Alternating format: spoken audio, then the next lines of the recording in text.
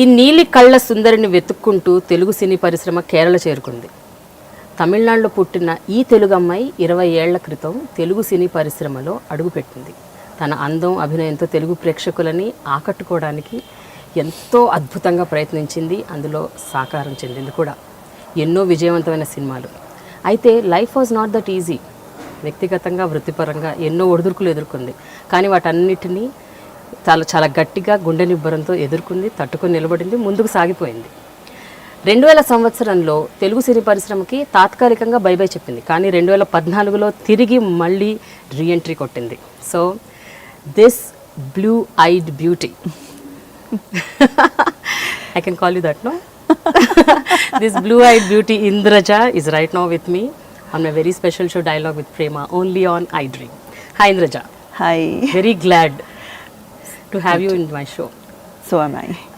So మీరు ఇండస్ట్రీలో అద్భుతమైన సినిమాలు టపా చేస్తున్న రోజుల్లో న్యూస్ పేపర్స్లో కానీ లేకపోతే టెలివిజన్లో కానీ మీ ఇంటర్వ్యూస్ చేసినప్పుడు మిమ్మల్ని అందరూ ఇలాగే అడ్రస్ చేసేవాళ్ళ? Blue eyed beauty. బ్లూ కాదు, పిల్లి కళ్ళు. పిల్లి కళ్ళు. It is not actually blue, but then you have a greenish blue, greenish brown అన్నమాట. So it is not blue actually. నేను విన్నది ఏమిటంటే అసలు ఈ కళ్ళున్న అమ్మాయే కావాలి పర్టికులర్ రోల్ కనేసి ఫస్ట్ అసలు మిమ్మల్ని ఐడెంటిఫై చేసింది దాంతోనే అంట కదా. అసలు మిమ్మల్ని వెతుక్కుంటూ వచ్చారంట. Right, correct.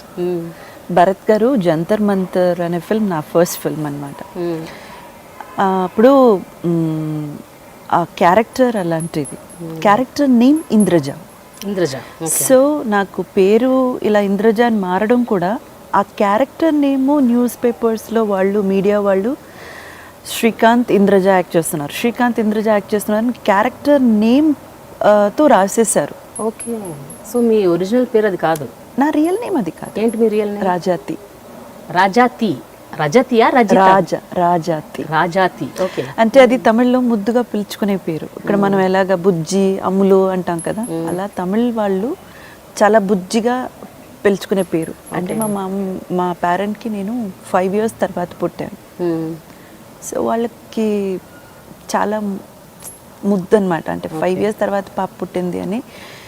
సో అంత గారాభంగా వాళ్ళు నన్ను పెంచుకున్నారు. పిలిచిన పేరు అది రాజాతి అన్నది.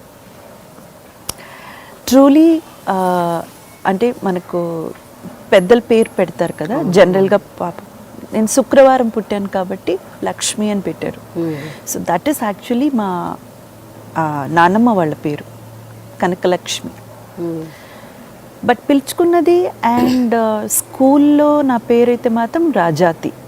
అదే శాశ్వతం అయిపోయింది, ముద్దుగా పిలిచిన పేరు. ఇక్కడికి వచ్చేసరికి మేము పేరు మార్చాలనో లేకపోతే ఏదో ఆస్ట్రాలజీ చూసుకునో అది చూసుకునో ఇది చూసుకునో మార్చలేదు. జంతర్ మంతర్లో ఈ క్యారెక్టర్ నేమ్ ఇంద్రజ కాబట్టి అది అలా క్యారీ ఓవర్ అయిపోయింది. ఇప్పుడు మిమ్మల్ని ఇంద్రజ అనే మీకు అన్ని చోట్ల మీ పేరు అలా రిజిస్టర్ అయిందా లేకపోతే రాజాతి అనే ఉందా ఇప్పుడు మీ పాస్పోర్ట్స్లో? అంటే పాస్పోర్ట్ కాదు, ఒక pan card and movie artist association ఇలాంటివి కొన్నిట్లో ఇంద్రజ పేరే ఉంది. పాస్పోర్ట్లో అయితే లైక్ పాన్లో అయితే 2 పేర్లు ఉన్నాయి. నా రియల్ నేమ్ కూడా ఉంది, ఇది కూడా ఉంది. Okay, interesting. అయితే ఇంద్రజ మీరు తెలుగు అమ్మాయి కానీ అసలు ఇక్కడ పుట్టలేదంట, ఇక్కడ పెరగలేదంట. మీ పేరెంట్స్ అందరూ మొత్తం తమిళనాడులో కొన్ని ఏళ్ల క్రితం సెటిల్ అయిపోయారంట, అవునా? ఎస్. మరి మీకు తెలుగు ఎట్లా వచ్చు, ఎప్పుడు నేర్చుకున్నారు? తెలుగు నేను ఇక్కడ ఫిల్మ్స్ చేయడం మొదలుపెట్టిన తర్వాతే కరెక్ట్గా తెలుగు నేర్చుకున్నాను. ముందైతే కొంచెం తమిళ్ మిక్స్డ్ తెలుగు కొంచెం అటు ఇటుగా ఉండేది. వన్స్ ఫిల్మ్ స్టార్ట్ చేశాక ఓకే తెలుగు భాష అంటే ఇలాగే ఉంటుంది, ఇలాగే మాట్లాడాలన్న విధం నేర్చుకున్నాను. అయితే ఎక్కడ ఉండేవారు మీరు యాక్చువల్గా? మీ పేరెంట్స్ మీరు చెన్నైయా? ఓకే. పుట్టింది చెన్నైలో? పుట్టింది చెన్నై, పుట్టి పెరిగింది చదువుకున్నది అంతా చెన్నై. తర్వాత ఇక్కడ ఇండస్ట్రీ అంతే. నాకు మూవీస్ ఎక్కడెక్కడ ఉంటే అక్కడెక్కడికి వెళ్ళిపోవడం అంతే. కానీ అసలు ఈ అమ్మాయి ఫలానా చోట ఉంది అని అసలు ఎట్లా ఐడెంటిఫై చేశారు? అప్పటికి మీకు ఏజ్ ఎంత? అంటే ఫస్ట్ మూవీ జంతర్ మంతర్లో మీరు యాక్ట్ చేసే టైంకి ఐ వాజ్ ఓన్లీ 14.5 అంతే. నిజంగా చెప్పాలంటే నా బర్త్డే కూడా సమీపంలో ఉంది అంతే. So not even have attain my 15 years అని. సో అప్పటికి మూవీస్కి వచ్చేసాను నేను. సో చాలా చిన్న ఏజ్లో వచ్చేసాను. అంతేనా? కానీ నిజంగా చెప్పండి, 14 ఏళ్ల వయసులో మిమ్మల్ని వెతుక్కుంటూ ఒక ఆఫర్ వచ్చినప్పుడు మీకు కానీ మీ పేరెంట్స్ కానీ అసలు ఎవరికైనా అసలు మూవీ ఇండస్ట్రీ ఏంటి, ఎలా ఉంటుంది, అక్కడికి వెళ్ళటం కరెక్టా కాదా, అసలు మీకు అసలు ఏమైనా ఉందా ఐడియా మీ ఫ్యామిలీకి కానీ మీకు కానీ? అంటే డెస్టినీ అంతేనండి. ఒక చోట మనం ఉండాలన్నది రాసి పెట్టుంటే అక్కడ మనం ఉంటాం అంతే. I believe in that. So classical performances ఇచ్చేదాన్ని. భరతనాట్యం నేర్చుకున్నారు? శ్రీమతి తంగం అని ఒక గురువు దగ్గర నేర్చుకున్నాను చిన్నప్పుడే. సో క్లాసికల్ పర్ఫార్మెన్సెస్ చేసే ట్రూప్స్లో వెళ్ళి చేసేదాన్ని నేను. సో ఆ పర్ఫార్మెన్స్ స్టిల్ చూసి అప్రోచ్ అయ్యారా? కాకపోతే ఒక మేకప్ మ్యాన్ అయితే మాత్రం నా బాగా గుర్తు, ఒక మేకప్ మ్యాన్, ఆయన ముందు వెనుక నేను ఎప్పుడు చూడలేదు. ఆయన వచ్చారు, అప్రోచ్ అయ్యారు, మా నాన్నగారితో మాట్లాడారు. స్టిల్స్ తీసుకోవాలండి ముందు, దేనికైనా అప్రోచ్ అవ్వడానికి స్టిల్స్ తీసుకోవాలి, ఒక ఫోటో షూట్ చేద్దాం అని చెప్పారు. మా నాన్నగారు కూడా ఒప్పుకున్నారు. ఎందుకంటే ఆయనకి నాలోని టాలెంట్ అది ఆయనకి ఎలాగైనా బయట తీసుకురావాలన్న ఆశ. బాగా డాన్స్ చేస్తాను, స్కూల్లో కాంపిటీషన్స్లో పాల్పంచుకుంటాం, అలా కొన్ని ఎక్స్ట్రా కరిక్యులర్ యాక్టివిటీస్ కొంచెం ఇంట్రెస్ట్ ఉంది నాకు. ఓకే. సో డాడీకి ఏంటంటే సరే మనమేం చేయట్లేదు, ఎవరో వచ్చి అడుగుతున్నారు, so why don't we just give a try అని వి జస్ట్ డిడ్ ఇట్ అనమాట. ఫోటో షూట్ చేసినప్పుడు అయితే మాకు అసలు ఏం ఓ ఇది చేసేసాం, ఇంకా అలా వచ్చేస్తాం ఇలా వచ్చేస్తాం అని ఏం ఐడియాస్ ఏమీ లేదు. ఆ ఫొటోస్ ఆయన తీసి ఒక 1 week or 10 daysలో నాకు భరత్ గారు ఆఫర్ వచ్చింది జంతర్ మంతర్. ఓకే. అంటే దే ఆర్ సర్చింగ్ ఫర్ ఇలాంటి కళ్ళు ఉన్న అమ్మాయి కావాలి అని సర్చ్ చేస్తున్నారు ఆ క్యారెక్టర్కి. వచ్చింది అవకాశం, రావడం, ఇక్కడ హీరోయిన్ అవ్వడం. జంతర్ మంతర్ జరుగుతుండగా అంటే ఒక 10 to 15 days షూట్ స్కెడ్యూల్లోనే ఎస్వి కృష్ణారెడ్డి గారు సెట్కి వచ్చి నన్ను మీట్ అవ్వడం, ఇలా నా నెక్స్ట్ పిక్చర్లో నువ్వు చేస్తున్నావమ్మా అని చెప్పడం. ఒక ఐ స్టిల్ రిమెంబర్, ఒక డంజన్ లాంటి పెద్ద ఒక అంటే బూత్ బంగ్లా లాంటి ఒక కైండ్ ఆఫ్ ప్లేస్లో వి వర్ షూటింగ్, సికింద్రాబాద్ అనుకుంటా. అక్కడ వచ్చారు ఎస్వి కృష్ణారెడ్డి గారు in person, he came to the set. అందరూ ఒక్కసారికి అలర్ట్ అయిపోయారు, సెట్ మొత్తం అలర్ట్ అనమాట. డైరెక్టర్ గారు వస్తున్నారని. శ్రీకాంత్ అయితే ఇంత పెద్ద డైరెక్టర్ తెలుసా ఆయన, అది ఇది అనేసి. నాకు నిజంగా తెలీదు, నాకు తెలుగు ఇండస్ట్రీ గురించి పెద్ద అవగాహన ఏం లేదు. నువ్వు చేస్తున్నావమ్మా మన పిక్చర్లో, ఓకే ఓకే సార్ అన్నాను అంతే. సో కట్ చేస్తే నెక్స్ట్ ఎమ్లీలలో heroine, super duper bumper hit అవడంతో I become Telugu heroine. Telugu overnight కదా, truly it was a blockbuster. So ఎలా అనిపించింది ఇంద్రజ? నాకు తెలిసి జంతర్ మంతర్ కంటే ముందు నేను విన్నది మీరు హలో బ్రదర్ అనే ఒక సినిమాలో కాదు యాక్చువల్గా ఎమ్మెల్యేలా వర్క్ చేస్తున్నప్పుడు వచ్చిన అవకాశం అది. Okay okay. అంటే ముగ్గురు రిలీజ్ అయింది hello brothers first. Okay okay, something like that అనుకుంటా. హలో బ్రదర్ రిలీజ్ తర్వాతే ఎమ్మెల్యేలా అనుకుంటా. ఓకే. కానీ నాకు బాగా గుర్తున్న విషయం ఏంటంటే మూవీస్ కోసం అంటే ఫీచర్ ఫిల్మ్ గురించి ఒక సాంగ్ చేశానంటే అది ఫస్ట్ సాంగ్ హలో బ్రదర్స్ కోసమే. ఓకే. సో అప్పటికి నేను జంతర్ మంతర్ కానీ ఎమ్మెల్యేలలో కానీ సాంగ్ అయితే ఇంకా మొదలు పెట్టలేదు, సాంగ్ షూట్స్ అయితే. So first song which I perform for a feature film is hello brothers. అదే అసలు ఆ ఆఫర్ ఎలా వచ్చింది, హలో బ్రదర్ ఆఫర్? అది తెలీదు. I was working in ఎమ్మెల్యేలా.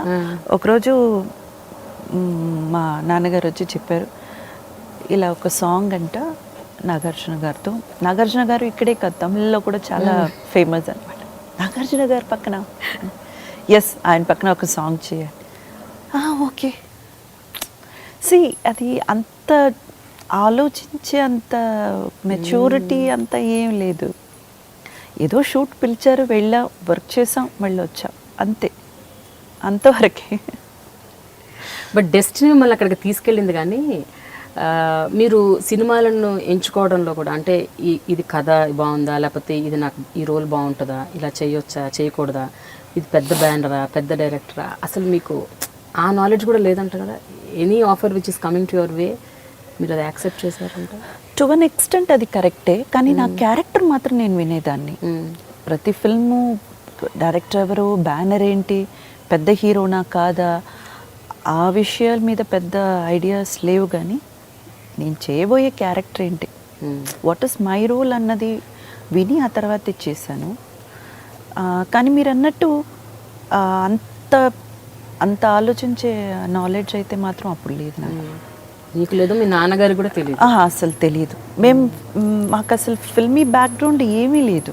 అస్సలు మాకు ఫిల్మ్స్ గురించి చూడడం తప్ప దాని గురించి ఏమీ తెలియదు. టోటలీ జీరో అన్నమాట. సో మా దాకా ఏంటంటే నన్ను ఒక ఆర్టిస్ట్గా గుర్తించి మీరు చెయ్యాలి అని నా దగ్గరికి ఎవరైనా వస్తే ఆ క్యారెక్టర్ నాకు నచ్చితే ఒప్పుకోవడం, చేయడం, that's it. It's as simple as that. We don't think much about వీళ్ళతో చేయొచ్చా, వీళ్ళతో చేయకూడదా, చేస్తే మనకి కాన్సిక్వెన్సెస్ ఎలా ఉంటాయి, ఈ డైరెక్టర్తో ఎందుకు, అవన్నీ నాకు అస్సలు నిజంగా చెప్పాలంటే నాకు థాట్ కాదు, ఐడియాలో ఎక్కడ కూడా లేదు. ఏమీ లేదు.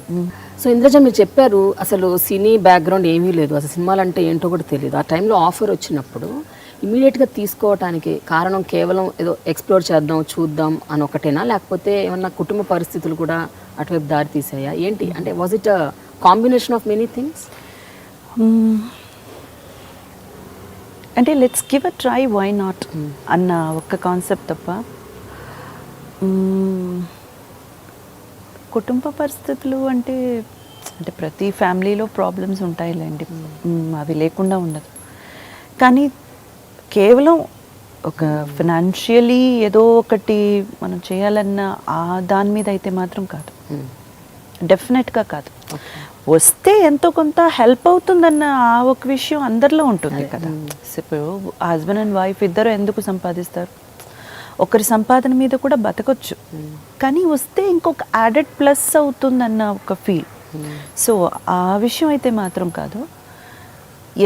ఎంతోమంది అంటే కొన్ని వేల మంది సంవత్సరాల తరబడి ట్రై చేసినా దొరకని ఒక అవకాశం, square on God without any try, అంటే ఒక్క చిన్న ఎఫర్ట్ కూడా పెట్టకుండా ఎఫర్ట్లెస్గా మాకు వచ్చి మా చేతుల్లో పడింది అన్నప్పుడు అది గొప్ప విషయం కదా. సో ఏదో నా డెస్టినీలో ఉంది, దేవుడు అక్కడ నేను ఉండాలని ఆ ఒక అవకాశం మనకి ఇస్తున్నారు.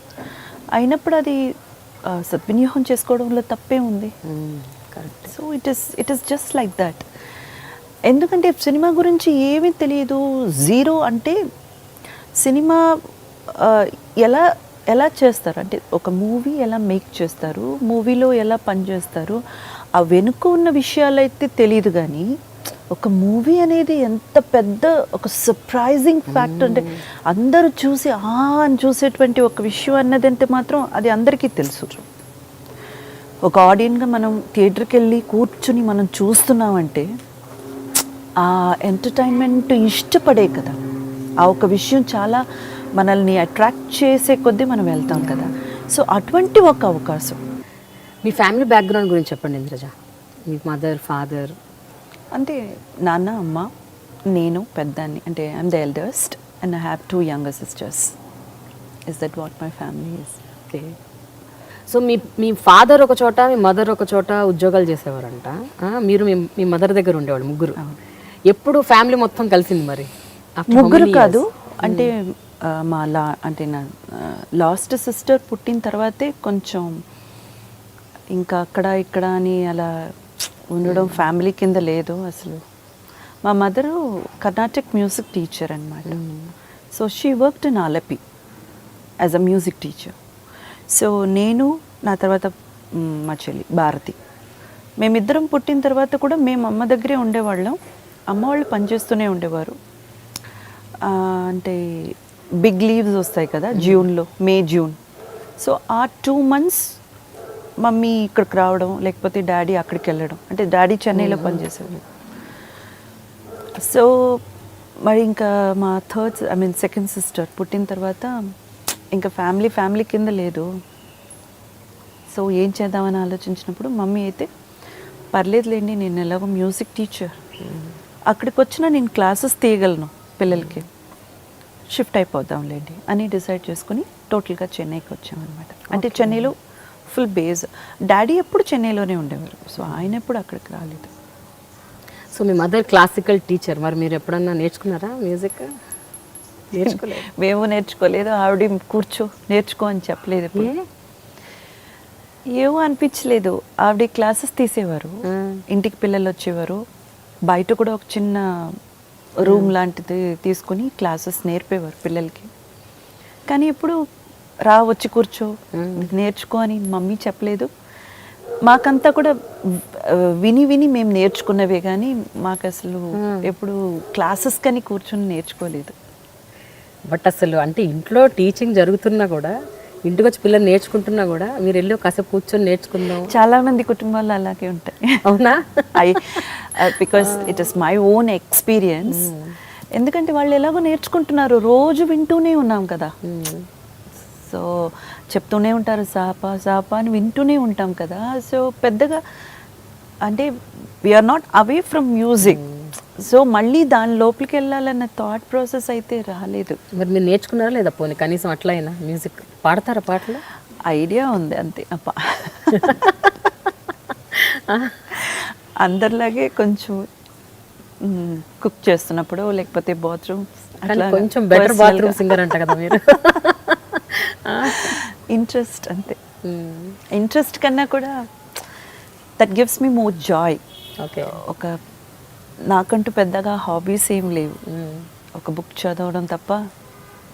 సో పాటలు పాడుకోవడం, అలాగా వంట చేస్తున్నప్పుడు ఒంటరిగా ఇంకేం చేస్తాం, ఏదో ఒకటి అని. Okay, good good. సో మరి మీరు నటించిన సినిమాలో పాటలు ఏమైనా మీకు గుర్తున్నాయా లేవా? పాటలని గుర్తుంటాయి కానీ మరీ అంత ఫుల్గా సాంగ్స్ అని గుర్తులేవు. మొత్తం లేకపోయినా కనీసం ఒక 4 లైన్లు అట్లా పాటలు గుర్తున్నాయా మీరు నటించుంటాయి? ఏం పాటలు గుర్తున్నాయి? చాలా ఉన్నాయి. ఎంలీలా, ఆ తర్వాత అమ్మ దొంగ, సొగసు చూడతరమా, ఆ తర్వాత పెద్దన్నయ్య, చాలా ఉన్నాయి. ఇంకా అంటే వదిలేసినవి కూడా చాలా ఉంటాయి. జగపతి బాబు గారి మూవీ ఒక చిన్న మాట.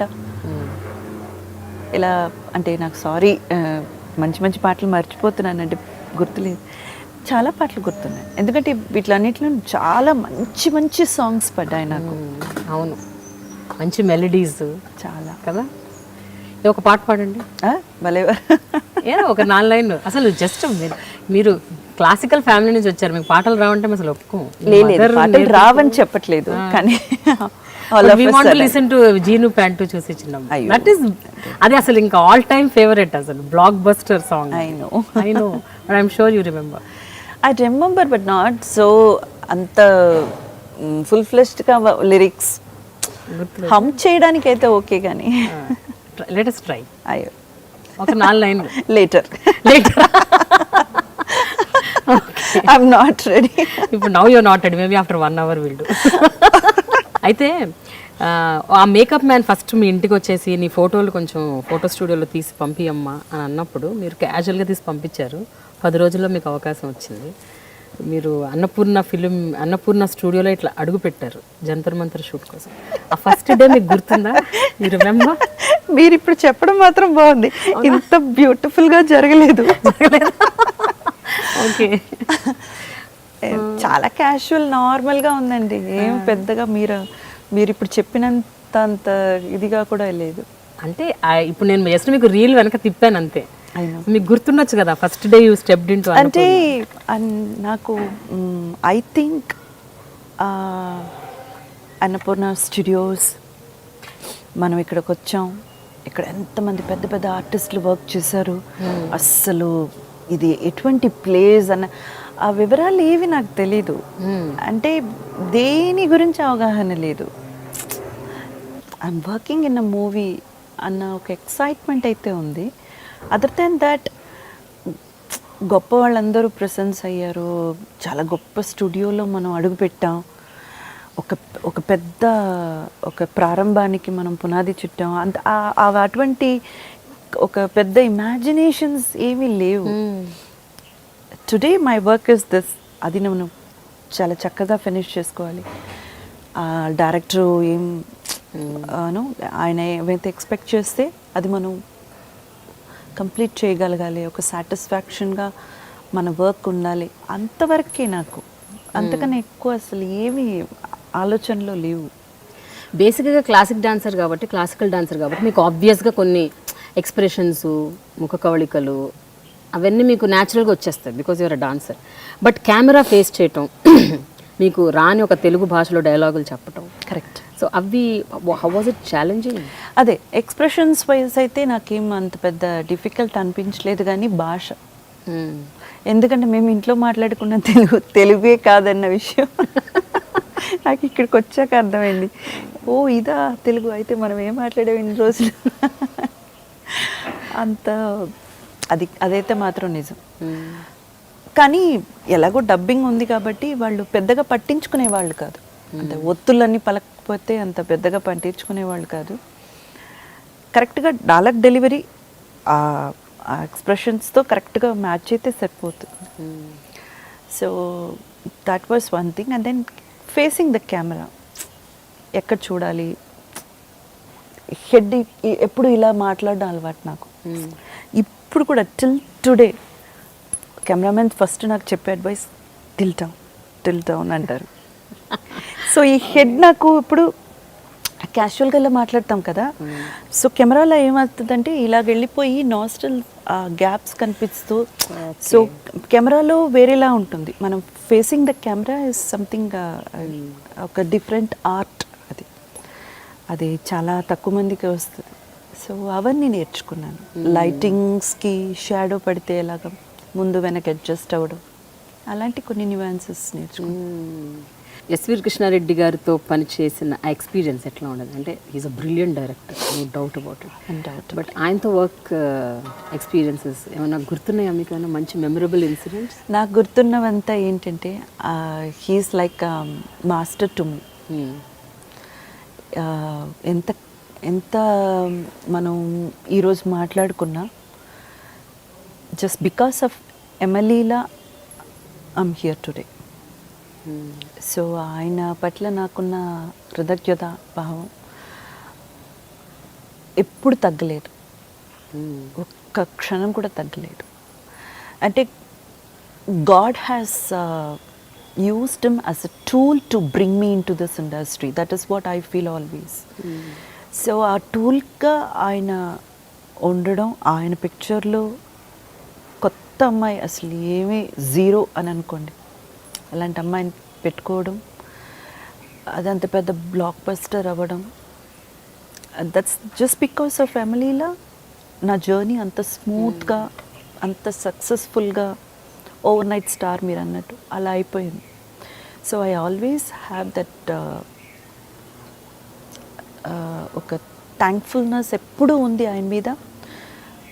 ఒక he always reminds the same, is very special for me always. ఎప్పుడైనా ఆయనకి ఎదురుపడ్డే విషయం చెప్పారా? ఎప్పుడైనా అవకాశం దొరికిందా మీకు? లేదు. ఇప్పుడు చెప్తున్నా. పోనీ ఆ సినిమా నాకు భయం ఆయనతో. ఎందుకు అంటే ఆయనతోనే కాదు, ఎవరితోనైనా. Because I was only 15 years old girl. మీరు ఆలోచించండి, మీ అమ్మాయి ఉంటుంది, 10th standard చదువుకుంటుంది అనుకోండి, పెద్దలతో వెళ్ళి మాట్లాడేస్తుంది అలా. Though I'm a heroine, I'm working with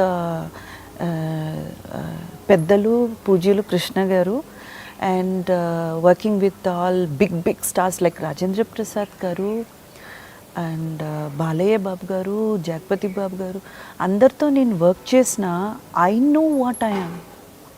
I was only, ఇప్పుడు స్టార్టింగ్ ఫ్రమ్ కృష్ణ గారు అయితే when I was only 16 years old I was working with Krishna గారు. సార్ ఎక్కడ, నేను ఎక్కడ? ఆయన నన్ను హీరోయిన్గా పక్కన యాక్సెప్ట్ చేయడం ఆయన గొప్ప, అది వేరే విషయం. బట్ నాకేంటంటే ఒక 10th standard చదివే అమ్మాయి, ఒక ఇంటర్ ఫస్ట్ ఇయర్ చదివే అమ్మాయి ఏం మనస్తత్వం ఉంటుందో ఆ మనస్తత్వంలోనే నేనున్నాను. People may look in to me like she's a heroine, అది ఇది ఆ హీరోయిన్కున్న రేంజ్లో వాళ్ళు ఆలోచించవచ్చు. ఒక బాగా అడల్ట్ మ్యాచ్యూర్డ్ పర్సన్గా వాళ్ళు నన్ను ఆలోచించవచ్చు. కానీ నాకు తెలుసు వాట్ ఐ యామ్. నాకు ఇంకా మెచ్యూరిటీ లెవెల్సే రాలేదు. అంటే మైండ్ వైజ్ నేను ఎవరిని చూసినా నాకు భయమే. ఇంకా ఎవరిని చూసినా మాట్లాడాలా వద్దా ఈ కాన్ఫ్లిక్ట్ నాలో పెద్ద it took half of my time అన్నమాట. ఏం మాట్లాడాలి, నీట్గా మాట్లాడడం రాదు, అంటే భాష ముందు ప్రాబ్లం. సెకండ్, మనం మాట్లాడి ఏమైనా తప్పైపోతుందో అన్న భయం. మాట్లాడకపోయినా ప్రాబ్లమే. మళ్ళీ పొగరు, అమ్మాయి చూసావా చాలా పొగరు, అలా కూర్చుంది అని అంటారు. నాకు ఏం చెయ్యాలో అర్థం అయ్యేది కాదు. అంటే in front of camera act చేయడం కూడా నాకు పెద్ద కష్టం అనిపించలేదు. Dealing with people exactly. Behind కెమెరాలో అలాగే కొంతమంది వచ్చి చెప్పేవాళ్ళు, వాళ్ళ పాప అంటే వాళ్ళ కూతురు కానీ కొడుకుని కానీ తీసుకొచ్చి, మేడం మా అమ్మాయి అండి, మా అబ్బాయి, ఓ హాయ్ హలో అని 9th standard చదువుతుంది, వాడేమో ఇప్పుడు 10th standardకి వచ్చాడు. నేను అలా చూసేదాన్ని, అంకుల్ నేను కూడా అదే అంకుల్, మీరు నన్ను మేడం అని పిలుస్తున్నారు. ఓకే, చదువుకుని ఉంటే నేను కూడా ఆ క్లాస్లోనే ఉండేదాన్ని. మేబీ అరౌండ్ ఒక 1 or 2, మేబీ నేను ఫస్ట్ ఇయర్ కాలేజ్ ఆ రేంజ్లో ఉండేదాన్ని. ఏం అర్థమయ్యేది కాదు నాకు ఎలా బిహేవ్ చేయాలని. People are looking me as a matured person. నేనేమో ఇంకా మెచ్యూరిటీకి రాలేదు. సో మీకు ఇవన్నీ తెలుసు అప్పట్లో? ఓ నాకైతే చాలా చాలా చాలా కష్టంగా ఉండేది. And that is the main reason నేను ఎవరితో ఎక్కువగా మాట్లాడకపోవడం, నాలో నేను ష్రింక్ అయిపోవడం, కొంచెం ప్రైవసీ మెయింటైన్ చేయడం, కొంచెం ప్రైవేట్గా ఉండడం. Not because I don't want to get talking to others or I don't want to get mingle with others. I'm not sure నేనేం మాట్లాడాలి, ఎలా ఆ టాపిక్ని తీసుకువెళ్ళాలి, అవేమీ తెలిసేది కాదు. అయితే ఈ రకంగా సెట్స్లో ఉన్నప్పుడు మీరు ఎట్లా ఉండేవారు? జస్ట్ ముభావంగా ఒక పక్కన కూర్చోవడం, మీ మీ షాట్ వచ్చినప్పుడు వెళ్ళిపోయి చేసేయడం? మరీ అంత కూడా కాదు, లేదు, మరీ అంత కామ్ క్వైట్ కంపోజ్డ్ కూడా కాదు. మాట్లాడతాను, బాగానే మాట్లాడతాను. కానీ కొంతమంది ఉంటారు కదా వాళ్ళ, అంటే ఇప్పుడు ఒక రాజేంద్ర ప్రసాద్ గారు అయితే truly wonderful person to deal with. అంటే నా వరకు, అంటే it's my personal opinion I'm saying. చిన్న పిల్ల మనస్తత్వంతో కూడా ఆయన మాట్లాడగలరు. అంటే ఎవరితోనైనా ఈజీగా డీల్ చేయగలరు. నేను ఆయనతో వర్క్ చేసినప్పుడల్లా నవ్వుతూ హ్యాపీగా సెట్లో మాట్లాడుతూ అలాగే ఉండేదాన్ని. ఓకే. కానీ మనం ఇప్పుడు మీరు అడిగారు కదా ఎస్వి కృష్ణారెడ్డి గారు, ఇంకా ఒక్కొక్కరిని తీసుకున్నారనుకోండి, వాళ్ళంతా వేరే, అంటే ప్రతి ఒక్కరికి ఒక్కొక్క మైండ్ సెట్ ఉంటుంది, వాళ్ళ బిహేవియర్ వేరేలా ఉంటుంది కదా. సో వాళ్ళు మాట్లాడకపోతే నేను మాట్లాడను. ఆయన ఎదుట మనిషి మాట్లాడితేనే, అది మగాళ్ళైనా సరే ఆడాళ్ళైనా సరే, వాళ్ళు మాట్లాడిన తర్వాతే నేను మాట్లాడతాను. సో మనకు కొంచెం కంఫర్ట్ లెవెల్స్ కరెక్ట్గా ఉంటుందా, కనెక్ట్ అవుతుందా, ఓకే ర్యాపం వస్తుందా, అవన్నీ తెలుసుకున్న తర్వాత మాట్లాడతాను అంతే. సో అప్పట్లో గ్యారంటీ మిమ్మల్ని అనుకునే ఉంటారు అయితే, పొగరు ఇంద్రజాకి చాలా మంది, చాలా మంది. నా బాధ ఏంటో నాకు తెలుసు, ఎవరితో వెళ్ళి చెప్పుకోను. చెప్పుకున్నారు అదే, ఇప్పుడు ఎవరైతే మీ గురించి అలా అనుకున్నారో వాళ్ళందరూ అయ్యో పాపం అనుకుంటారు. నాకు తెలుసు నేను లోపల ఎంత దడ షేక్ అయిపోయి. ఓకే. మరి అలీతో ఎలా ఉండేది మీ వర్క్ ఎక్స్పీరియన్స్? అలీ ఎట్లాగో ఆయన ఫస్ట్ మూవీ అనుకుంటా యాజ్ నో నేను అనేది యాజ్ అ హీరో లాంచ్ చేసింది యమలీలా. లాంచ్ చేసింది సరే. ఆయన జోవియల్గా ఉంటారండి, ఆయన అందరితో అలాగే ఉంటారు కదా, జోవియల్గా, ఆయన సరదాగా. బట్ మీతో పాటు స్టార్ట్ అయిన కొంతమంది కెరియర్స్ ఉన్నాయి, లైక్ ఆమని అంటే 1-2 months ముందు అనుకుంటా తను వచ్చింది. సౌందర్య, ఆమ్ని, ఈవెన్ వీళ్ళు రంభ, వీళ్ళందరూ 2-3 months తేడా. నాకు తెలుసు కాదండి, ఇయర్స్, 2-3 years. మేబీ అరౌండ్ ఒక 91లో వాళ్ళు వచ్చి ఉంటారు, if I'm not wrong. 94. Okay, 94 మీ సినిమా రిలీజ్ అయింది, బట్ 94లోనే స్టార్ట్ అయింది. ఓకే, నేను 94కు ముందు చేయలేదు. 94 ఫెబ్లో పూజ అనుకుంటా, ఎమ్లీలా, ఇఫ్ ఐఎమ్ నాట్ రాంగ్. ఫెబ్లో పూజ, April end, May first week ఏదో release. I'm not so sure about the dates, but then 94. But 2-3 years difference ఉన్నా కూడా మిమ్మల్ని అందరినీ ఒక లీగ్ లో పెడతారు జనరల్ గా. అంటే మీరు రంభ, ఆమని అందరూ you're all in one league అని కౌంట్ చేస్తుంటారు. మీరు వాళ్ళతో నటించారు కూడా, if I remember. I think కొన్ని డాన్స్ నంబర్స్, లేకపోతే కొన్ని నో సౌందర్య, ఆమ్నితో నేను చాలా పిక్చర్స్ వర్క్ చేశాను. నియర్లీ అబౌట్ 3-4 ఫిల్మ్స్ దగ్గర వర్క్ చేశాను. So how was it working with them? అప్పుడు కూడా ఇలాగే అనుకునేవాళ్ళు, అమ్మో వీళ్ళు నాకంటే సీనియర్స్. అవును, డెఫినెట్ గా. ఈవెన్ 2-3 సీనియర్ అయినా మీరు కాదు. No you are wrong in that way. Not only seniors as an actress, నాకన్నా పెద్దవాళ్ళు. ఓహో, ఏజ్ లో కూడా. ఎందుకంటే Soundarya garu I think inter finish చేసి కాలేజ్ ఫస్ట్ ఇయర్లో ఉన్నప్పుడు ఏదో వచ్చారని ఆవిడ ఇంటర్వ్యూలో విన్నాను, నాకు కూడా ఖచ్చితంగా తెలియదు. అండ్ ఆమ్ని గారు కూడా సేమ్, సౌందర్య గారు, ఆమ్ని గారు ఒకే ఏజ్ గ్రూప్ అనుకుంటా, నాకైతే క్లియర్గా ఐడియా లేదు. కానీ నాకన్నా 3 years 4 years అయిన పెద్దవాళ్ళు అన్నదిలో మాత్రం డౌట్ లేదు.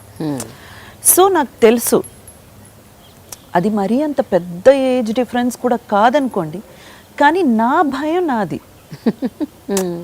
So already they are experienced actresses, వాళ్ళు they prove them self.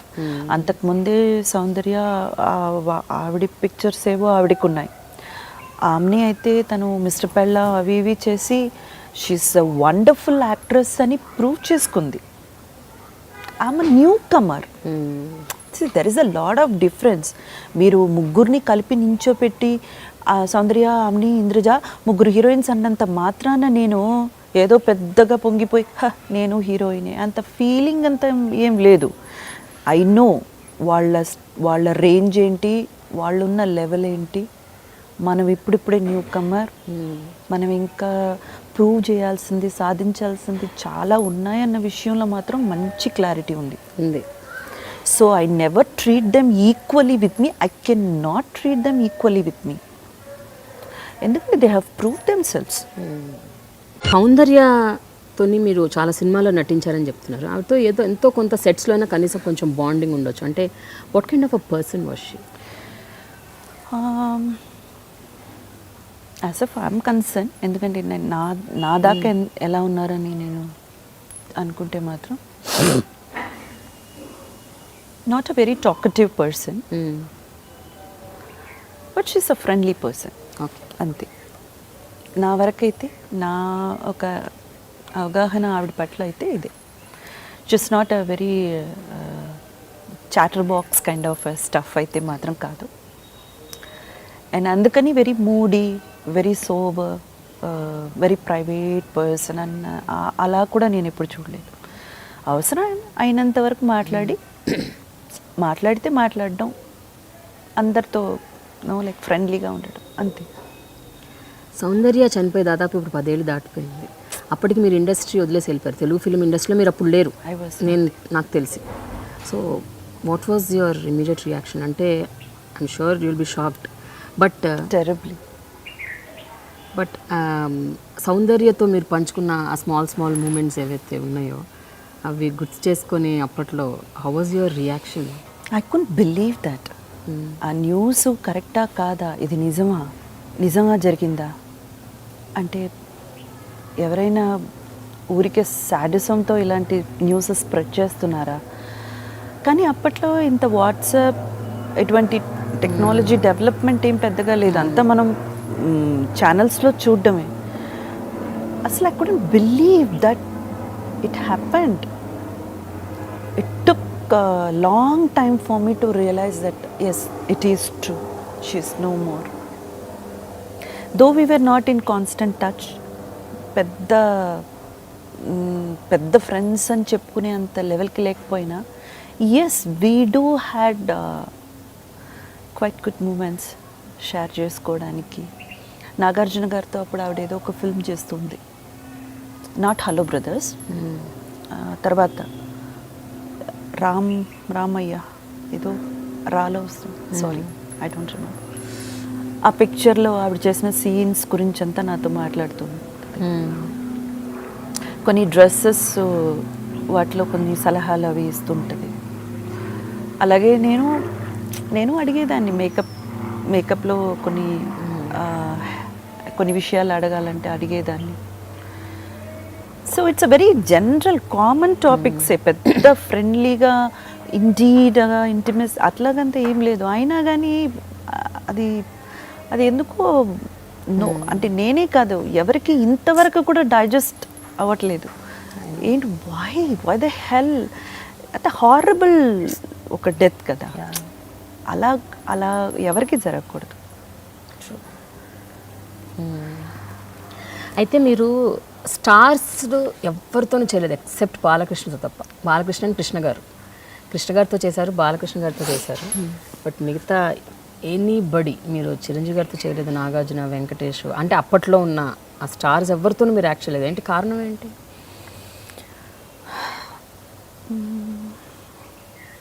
I value each and every actor as a big star. So I don't agree with you that అంతేనా స్టార్స్తో మీరు చేయలేదని నేను అగ్రీ చేయలేను. ఎందుకంటే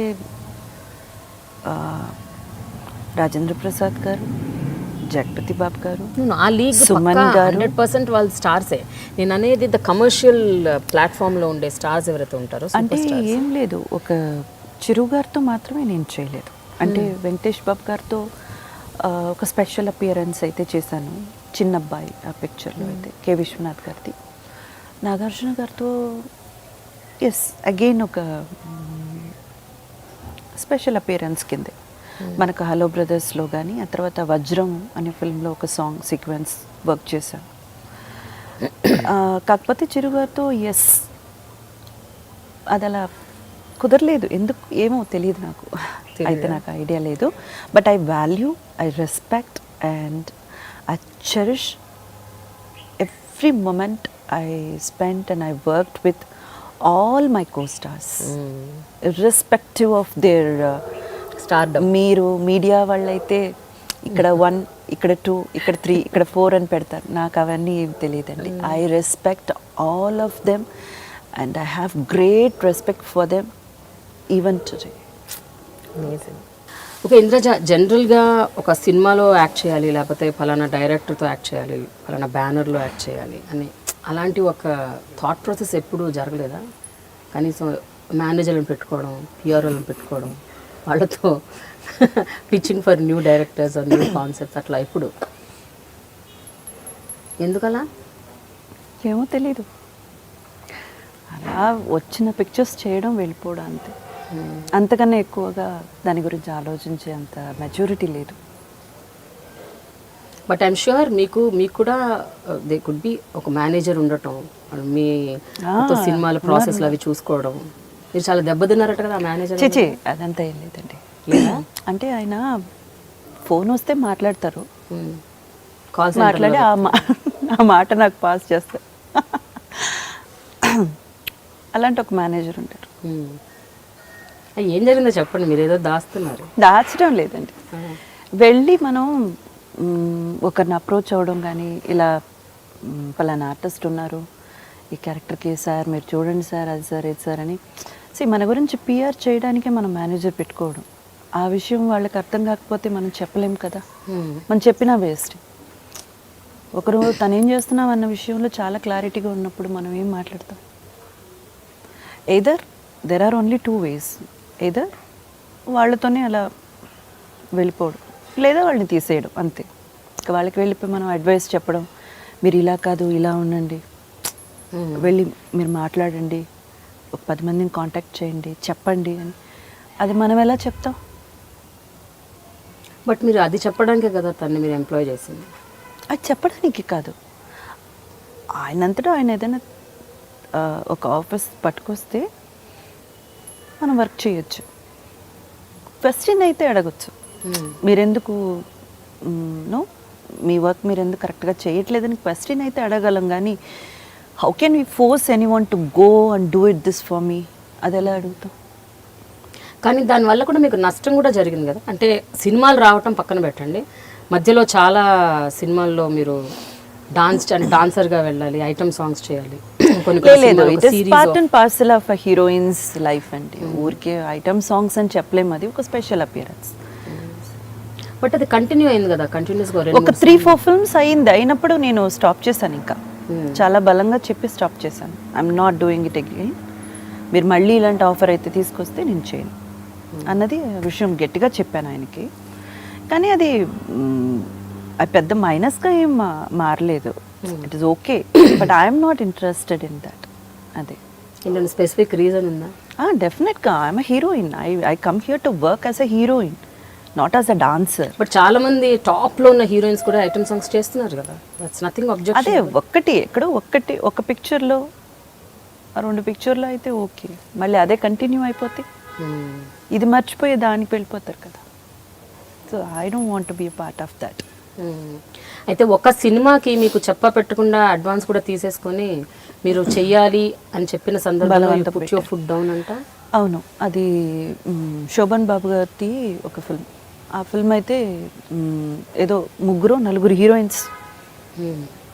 అప్పుడు అది కొంచెం ఫేమస్, ఒక ట్రెండ్. 2-3 హీరోయిన్స్ ఒక హీరోతో పాట చేయడం. ఆల్రెడీ నేను ఒక 3-4 సాంగ్స్ అలా చేసేసాను స్పెషల్ అపియరెన్స్ కింద. మళ్ళీ అవే చేయాలంటే కష్టం కదా. సో కొంచెం గట్టిగా చెప్పాను, లేదమ్మా నేను అడ్వాన్స్ తీసేసుకున్నాను, ఈ ఒక్క సాంగ్ చేసి పెట్టు, ఒక్క సాంగ్తో ఫినిష్. ఇక ముందు మీరు అడ్వాన్స్ తీసుకున్నాను, నేను మాట ఇచ్చేసాను, అది చేసేసాను, ఇది చేసేసాను అని అంటే మాత్రం డెఫినెట్గా నేను చేయను. నాకు I'm not interested, I'm not comfortable అనేది చెప్పేసాను. ఒకసారి క్యారెక్టర్ డిమాండ్ చేస్తే ఎక్స్పోజ్ చేయటం లాంటివి కూడా మీరు చేశారు. అప్పట్లో మీ మీద ఆ రిమార్క్ కూడా ఉంది, ఇంద్రజ. రిమార్క్ అంతా ఏం లేదండి, ఎక్స్పోజింగ్ గురించి పెద్ద అవగాహన లేదు. వాళ్ళు ఏం కాస్ట్యూమ్ పట్టుకొస్తే వేసేసుకునేదాన్ని అంతే. క్వశ్చన్ చేసేవారు కదా, ఎందుకు క్వశ్చన్ చేయాలి? వెన్ ఐఎమ్ లుకింగ్ గుడ్, నేను బాగుంటేనే కదా ఇస్తారు, బాగాలేకపోతే ఎవడైనా తీసుకొచ్చిస్తాడా? I'm good, I'm looking good, and that character demands, because I'm playing as a heroine. I'm not a character artist. I'm playing అయితే as a ఒకటి ఇంద్రజ, మీరు స్టార్ట్ చేసినప్పుడు career the girl next door image బాగా పడిపోయింది మీకు. ఒక 3-4 movies continuous చక్కగా. ఇప్పుడు మీరు చెప్తారు ఆఫ్టర్ 4 or 5 ఫిల్మ్స్ ఈ talk by no, this is not right actually. Not right. ఒక్క సొగసు చూడ తర్వాత ఒక్క పిక్చర్ మాత్రం పక్క పెడితే ఎప్పుడు గర్ల్ నెక్స్ట్ డోర్ ఇమేజ్ నాకు రాలేదు. ఓకే, అది రాకపోవడమే ఒక విధంగా చూస్తే minus. They consider me as a heroine, glamour heroine అంతే. పెద్ద పర్ఫార్మెన్స్ ఓరియంటెడ్ మూవీస్ కూడా సొగసు చూడతారు మా తర్వాత. అదే నాకు ఏంటంటే ఆ తర్వాత I would have designed in such a way, అది చేసుకోలేదు. Again I was in my own track. ఏ మూవీస్ అయితే కాంటాక్ట్స్కి వస్తే ఆ మూవీస్ ఐఎమ్ వర్కింగ్ అంతే. ఎప్పుడు ఇలా ప్లాన్ చేసుకోవాలి, ఇలా డిజైన్ చేసుకోవాలి, మన కెరియర్ గ్రాఫ్ ఇలా పెట్టుకోవాలి అని అంత పెద్ద ఐడియాస్ లేవు. ఇప్పుడు ఏమన్నా అనిపిస్తుందా తప్పు చేశాను అప్పుడు కరెక్ట్గా? లేదు, డెఫినెట్గా లేదు. Because I believe in one thing, ఒక విషయం మీకు రావాలంటే అది మీరు 7 కొండలు 7 సముద్రాలు దాటి మీరు కూర్చున్నా అది మీకు వచ్చి చేరుతుంది. రాదనుకుంటే రాదు, అది మీ పక్కనే ఉన్నా సరే. So I believe in that. So నా దాకా ఏది వచ్చిందో అదే నాది, అది నేను తీసుకుని చేశాను అంతే. So to my best, what best I can give అది నేను ఇచ్చాను. 100% సిన్సియర్గా, 100% పంక్చువల్గా ఏవైతే ఇవ్వగలిగానో అది ఇచ్చాను అంతే. ఎప్పుడైనా ఒక పెద్ద సినిమా, పెద్ద బ్యానర్ ఆఫర్ మీ దాకా వచ్చి మీకు తెలిసి మీ చేయి జారి వెళ్ళిపోయిన ఆఫర్స్ ఏమన్నా మీకు వచ్చాయా? అట్లాంటివి మీకు గుర్తున్నాయా? ఏదైనా ఒక సినిమా మీరు చేయాల్సింది మీరు చేయకుండా వేరే వాళ్ళు చేసింది? లేదు, అంటే మనతో ఒక మాట చెప్తారు, మన మేనేజర్ కానీ మన పక్కన ఉన్న వాళ్ళు కానీ చెప్తారు. అది ఎంతవరకు నిజమో కాదో మనకు తెలియదు కదా. ఫర్ అన్ ఎగ్జాంపుల్ పెళ్లి సందడి అలా చెప్తారు, మీరు ఊహ అనుకున్నారు, ఎందుకంటే ఇద్దరు కొంచెం సిమిలారిటీస్ ఉంటాయి, రిసెంబ్లెన్స్ ఉంటాయి. సో మీరు ఇద్దరు సిస్టర్స్ కింద అనుకున్నారు, రాఘవేంద్ర గారు అయితే అనుకున్నారు అన్న మాట అయితే నా వరకు వచ్చింది. కానీ అది నిజమా కాదా, వీళ్ళు ఊరికే చెప్పారా అని అవన్నీ నాకు తెలియదు. అదైతే వచ్చింది, నా దాకా వచ్చింది. బట్ వాళ్ళ తరపు నుంచి ఎవరు నన్ను అప్రోచ్ అవ్వలేదు, అటువంటిది ఏం జరగలేదు. So I cannot say that it is true అని నేను చెప్పలేను. బట్ మీ టైంలో వచ్చిన సినిమాల్లో అరే ఈ ఫలానా సినిమా నాకు పడుంటే బాగుండేది, నేను I would have felt really good, అంటే ఈ సినిమా అయితే నేను ఇంకా బాగా చేసేదాన్ని అని అనిపించిన సినిమాలు ఏమైనా ఉన్నాయా? బాగా చేసిందని అని అనిపించలేదు ఎప్పుడు. అలాగే ఒక మూవీ చూసి ఇలాంటి క్యారెక్టర్ ఉంటే బాగుంటుందని కూడా నా అంటే నేను వర్క్ చేసిన సమయంలో అయితే పెద్దగా ఎప్పుడు అనుకోలేదు. Because it is somebody else, దాని గురించి నేను ఫీల్ అవ్వడం అంత కరెక్ట్ కాదేమో అన్న నా అభిప్రాయం.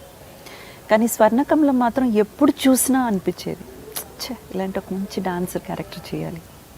సిన్స్ ఐమ్ క్లాసికల్ డాన్సర్, ఇలాంటి ఒక మంచి క్యారెక్టర్ పడితే ఎంత బాగుండేదో. అందులో కే విశ్వనాథ్ గారి డైరెక్షన్లో was like always my dream role అనమాట అది. సో అది ఎప్పుడు అనిపించేది, అది ఎప్పుడు పిక్చర్ చూసినా అనిపించే ఒక విషయం.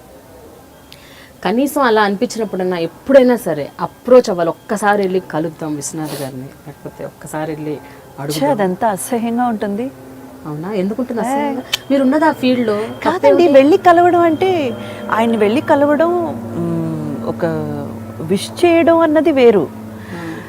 నాకు ఇట్లాంటి అభిప్రాయం ఉంది, నాకు స్వర్ణకమలం గురించి కాదు నేను అనేది, అంటే ఆయనతో వర్క్ చేయాలి అని. ఇప్పుడు స్వర్ణకమలం కాకపోతే ఇంకో సినిమా, తర్వాత వేరే సినిమా వస్తే చేస్తాం, రాకపోతే అడగందే అమ్మాయినా అన్నం పెట్టదు. మీరు ఆ ఇండస్ట్రీలో ఉన్నారు, ఉన్నప్పుడు మీరు కనీసం వెళ్ళి అడగాలి, నాకు ఇష్టం, నాకు చేయాలని కాదు ప్రేమ. ఇప్పుడు నేను అదే చెప్పాను, నేను వెళ్ళి ఎలా అడుగుతాను అంటే మీరు అన్నారు లేదు మీరు వెళ్ళి కలవచ్చు కదా అన్నారు. ఇప్పుడు మళ్ళీ మీరు అదే చెప్తున్నారు. అంటే కలవటం అంటే కలిసి అడగటం, I want to work with you అని. Why don't give me an opportunity? I feel that you don't like it. Very embarrassing to go and ask anyone. అసలు బేసిక్ మీ నేచరే అదంట కదా. మీరు జనరల్ గా ఎవరిని ఏమి you don't like to take any kind of help అని కాదు. I feel so embarrassed to go and ask, give me a chance, నాకు ఇది ఇలా ఉంది, ఇలా అనిపిస్తుంది, అది నాకు చాలా సిగ్గుగా ఉంటుంది. నేను ఎలా అడగను? వాళ్ళంతటా వాళ్ళు అడిగారంటే మాత్రం 200% పేమెంట్ నుంచి మిగతా అన్ని విషయాలు పక్కన పెట్టి చేయడానికి నేను రెడీ. కానీ నేను ఎలా వెళ్ళి అడగను? ఇంతకీ నేను వర్క్ చేశాను కే విశ్వనాథ్ గారిది ఒక చిన్న అబ్బాయి ఫిల్మ్లో స్పెషల్ అపియరెన్స్ అయితే నేను చేశాను. అలా అనమాట. ఆయనతో మీరు వర్క్ చేశారు ఆ టైంలో, ఆ సందర్భంలో ఐఎమ్ ష్యూర్ మీరు ఆయనతో మాట్లాడుంటారు, కలిసి ఉంటారు. ఆయన మీకు చెప్పుంటారు కదా ఇలా చెయ్యి అలా చేయమని.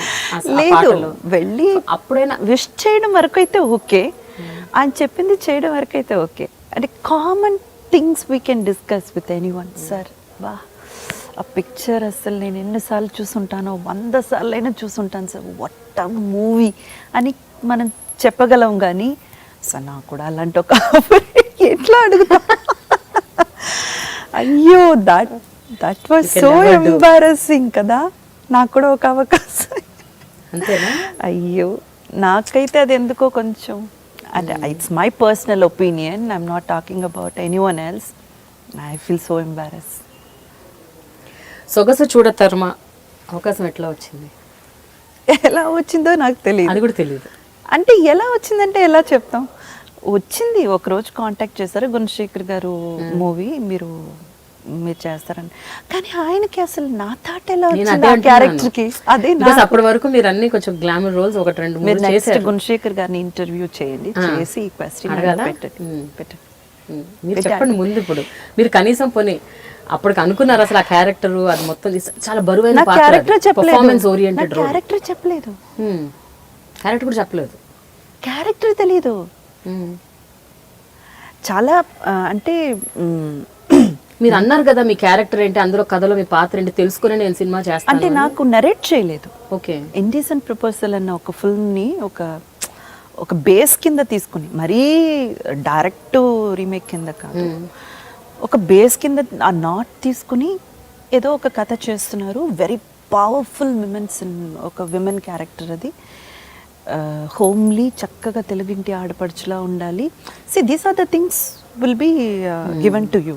ఒక ఐడియా ఆ క్యారెక్టర్ ఎలా ఉంటుంది. డీటెయిల్ నెరేషన్ అయితే అవన్నీ ఏమి ఇవ్వలేదు. Okay. Because I was in Rajahmundry at that time. 2 days ముందే రీచ్ అవ్వాల్సింది హైదరాబాద్కి.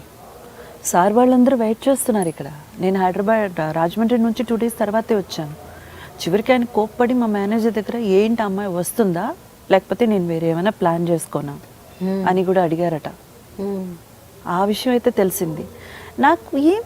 అసలు ఇన్ని రోజులు ఇక్కడ ఉండాలి, ఒక 2 days ఎక్స్టెండ్ అయింది కాబట్టి I'm staying there. I don't know these things are going on బిహైండ్లో. ఇన్ని జరుగుతున్నాయని కూడా నాకు తెలియదు. Once I reach the set only I was told ఇలా కొంచెం మీ మీద కోపం కూడా ఉందని. అప్పుడు నేను చెప్పాను, సార్ నా వరకైతే ఏం రాలేదు, ఈ డేట్కి నేను ఇక్కడ ఉండాలి, మీరు నా కోసం వెయిట్ చేస్తున్నారు, వీళ్ళు వెయిట్ చేస్తున్నారు అన్నది కానీ నాకు ఏమీ అసలు తెలియదు. సో ఐఎమ్ సారీ సార్ అంటే, దట్స్ ఓకే మా. అయితే ఆ పాత్ర చాలా electrifying, emotional, high drama. The credit goes to Gunasekhar గారు. కంప్లీట్గా ఆయన ఒక్కరికే తెలుసు వాట్ ఇస్ వాట్, ఎలా ఒక ఆర్టిస్ట్ని ఎలా ఆ క్యారెక్టర్ని ఇంద్రజ చేత ఎలా చేపించాలన్న డిజైన్ నుంచి చేపించడం వరకు అయితే కంప్లీట్గా గుణశేఖర్ గారే. మీకు ఆ సినిమాకి అవార్డు కూడా వచ్చింది కదా ఇంద్రజ? చాలా అవార్డ్స్ వచ్చాయి. అంటే కానీ స్టేట్ అవార్డ్ మాత్రం ఒక చిన్న విషయం మీద మిస్ అయ్యాను. రోగిణి గారు నాకు డబ్బింగ్ చెప్పారు ఆ ఫిల్మ్లో. సో డబ్బింగ్ ఓన్ వాయిస్ ఉంటేనే అవార్డ్స్ ఇస్తామని ఆ సంవత్సరం నుంచి ఆ రూల్. అయ్యో, ఎందుకంటారు? అంతే. దాని బిఫోర్ ఇయర్ వరకు అయితే మాత్రం ఇట్ వాజ్ ఓకే, దాని గురించి పెద్ద ఇది లేదు. ఆ సంవత్సరం నాకు రావాల్సిన అవార్డు మిస్ అవ్వడానికి కారణం state award, Nandi award, dubbing voice కాబట్టి. అప్పుడు బాధపడ్డారా? చాలా బాధపడ్డాను. స్టేట్ అవార్డ్ కదా, ఎంతైనా ప్రెస్టీజియస్ విషయం. అంటే అవార్డ్ కన్నా కూడా మనల్ని గుర్తిస్తున్నారు, సంబడి ఇస్ రికగ్నైజింగ్ ఆ వర్క్ అన్నది. ఇట్స్ అ బిగ్ థింగ్ కదా, more than an award. Yes. అయితే ఆ సినిమా మొత్తం, అంటే ఆ సినిమా ఎక్స్పీరియన్సెస్లో మోస్ట్ మెమరబుల్ థింగ్ మీకు ఏమైనా గుర్తుందా, విచ్ రియలీ లైక్డ్? అంటే each and every day we start by 7 o'clock in the morning. We'll end up midnight 1:32. Again morning 7:30 కల్లా స్టార్ట్ చేసేవాళ్ళం. ఇలా 52 or 53 days వర్క్ చేసాం ఆ పిక్చర్ కోసం. Each and every day is a very beautiful way it was designed అని చెప్పాలి. ఎంత బాగుండేది. అండ్ మోర్ ఓవర్ నాకు గుణశేఖర్ గారి టీమ్ డిఫరెంట్గా ఉండేవారు. అంటే అంతవరకు నేను వర్క్ చేసిన ఫిల్మ్స్లో నేను చూసిన ఆ సెట్ ఆఫ్ పీపుల్, ఒక క్రౌడ్కి గుణశేఖర్ గారి టీమ్ వెల్ ఎడ్యుకేటెడ్, ఒక కంప్లీట్లీ బుక్కిష్ నాలెడ్జ్ ఉన్నవాళ్ళు, కొంచెం డీటెయిల్డ్గా అనలైజ్ చేసేటువంటి విషయాలన్నీ మాట్లాడతారు. అన్నీ కొత్తగా అనిపించేది నాకు. ఆయన చాలా చదువుతారులేండి గుణశేఖర్ గారు అయితే. కెమెరామెన్ శేఖర్ గారు నాకంతా కొత్తగా అనిపించేది వాళ్ళ సెట్లో. ఎందుకో అంటే నార్మల్గా నేను వర్క్ చేసిన ఫిల్మ్స్లో ఉన్న అట్మాస్ఫియర్ కాదు అక్కడ ఉన్నది. It's entirely a new atmosphere. So మీరు చాలా నేర్చుకోగలిగారు దాని ద్వారా. అబ్జర్వ్ చేస్తాను అంతే, నేర్చుకోవడం కన్నా కూడా ఎక్కువ I observe people a lot. So Balakrishna గారితో వర్క్ చేశారు. బాలకృష్ణ జనరల్గా చాలామంది చెప్పేది ఏంటంటే బాలకృష్ణ గారు is a highly energetic, jovial, very అంటే ఫ్రెండ్లీ పర్సన్ అని. సో మీ ఎక్స్పీరియన్సెస్ ఏంటి? I second every word of you. అవునా? truly blessed to work with such people. Very jovial. అస్సలు నేను so and so big star feel ఎంత ఏం లేదు. లేదు. ఇప్పుడు మళ్ళీ లైన్లో వర్క్ చేశాను ఆయనతో. అప్పుడు అదే అనడం, అదే హీ సో ఫ్రెండ్లీ. మనకు ఒక వామ్త్ ఉంటుంది ఆయనతో మాట్లాడిన కొద్దీ. we don't even feel his big stardom, ఒక పెద్ద స్టార్ అన్న ఫీల్. ఆయన నుంచి దూరంగా వచ్చి నిలబడి చూస్తే కానీ మనకు తెలియదు. పక్కన ఉన్నంత వరకు ఏంటి మన ఫ్రెండ్, కమాన్ చల్ అన్నంత అంత ఇదిలో ఉంటుంది. కొంచెం దూరంగా వచ్చి నిలబడి ఆయన చుట్టూ ఆయన అనే మనుషులు వచ్చి చేరి అవన్నీ చూసి, ఇంత పెద్ద స్టార్తో మనం ఇన్సేఫ్ కూర్చుని ఇంత క్యాజువల్గా మాట్లాడా, మై గుడ్నెస్ అని అనిపిస్తుంది. I know, true. Very friendly person, very friendly. ఒక విషయం చెప్పండి ఇంద్రజ, మీరు ఇండస్ట్రీలోకి అడుగు పెట్టిన టైంలో, అంటే మీరు యాజ్ యూ సెడ్ నాకు ఇండస్ట్రీ తెలీదు, కొత్తగా సినిమాలు చేయటం అది ఇదని, ఆ టైంలో ఎవరన్నా did they take advantage of you?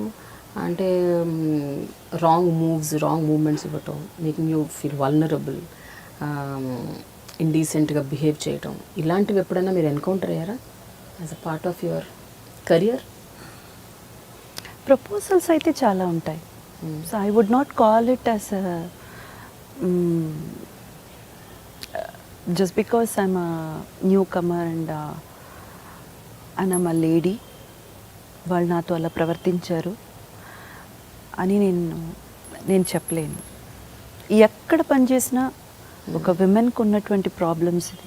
మన మీడియా ఒక్కటే కాదు, మీరు ఒక ఆఫీస్లో లేదు వేరే ఎక్కడో పనిచేస్తున్నారు, ఎక్కడున్న women and if you look beautiful, your attractive,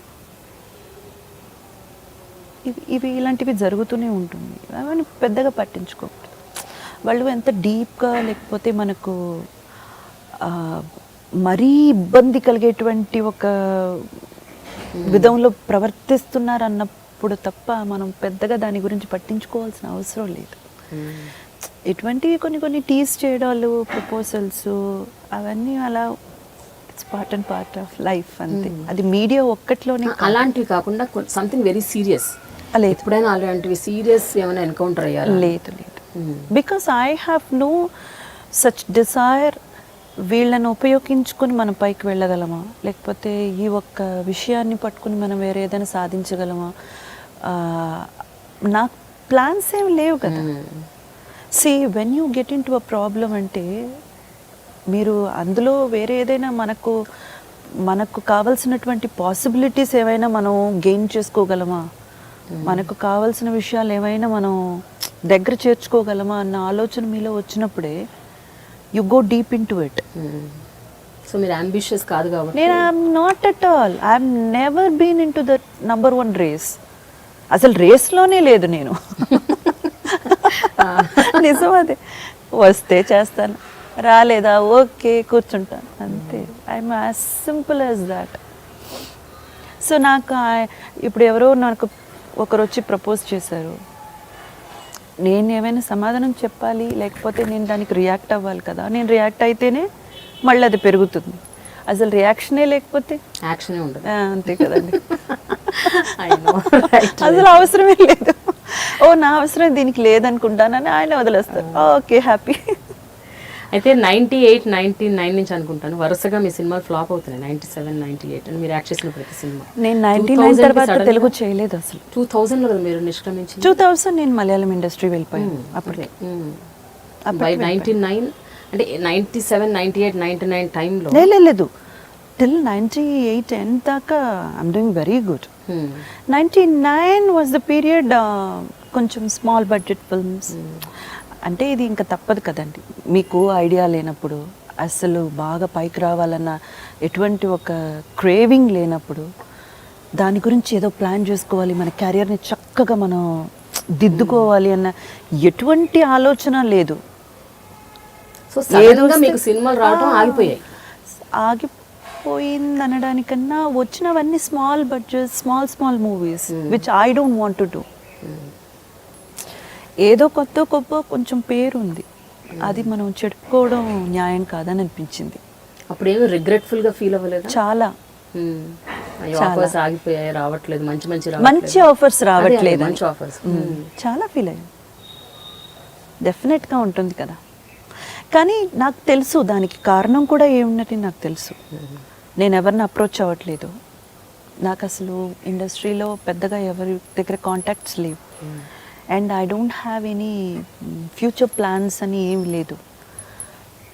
ఏదో భగవంతుడు ఇచ్చిన అవకాశాలని అలా సద్వినియోగం చేసుకుంటూ ఈ స్థాయికి అయితే చేరగలిగాను అన్నది పెద్ద విషయం, చాలా పెద్ద విషయం నా వరకు అయితే. అండ్ మోర్ ఓవర్ ఆడియన్స్లో మంచి పేరు తెచ్చుకున్నాను, అండ్ ప్రేక్షకులు నన్ను ఆదరించారు, అభిమానించారు. That itself a big deal for me. It's a very big thing. So I know the reason also. So regret అవుతాను, కానీ వెంటనే నాకు నేనే చెప్పుకుంటాను, okay you didn't do anything to make yourself into that place. ఇప్పుడు మనవంతా అయిన అన్ని ప్రయత్నాలు చేసి కూడా ఒకటి సక్సెస్ కాకపోతే అది డిసాస్టర్. ఏ ప్రయత్నం చేయకుండా అసలు పెద్దగా అంటే నాకు ఇచ్చిన వర్క్ నేను 100% నేను చేస్తాను. అది నా sincerity, dedication towards my work అది ఉంది.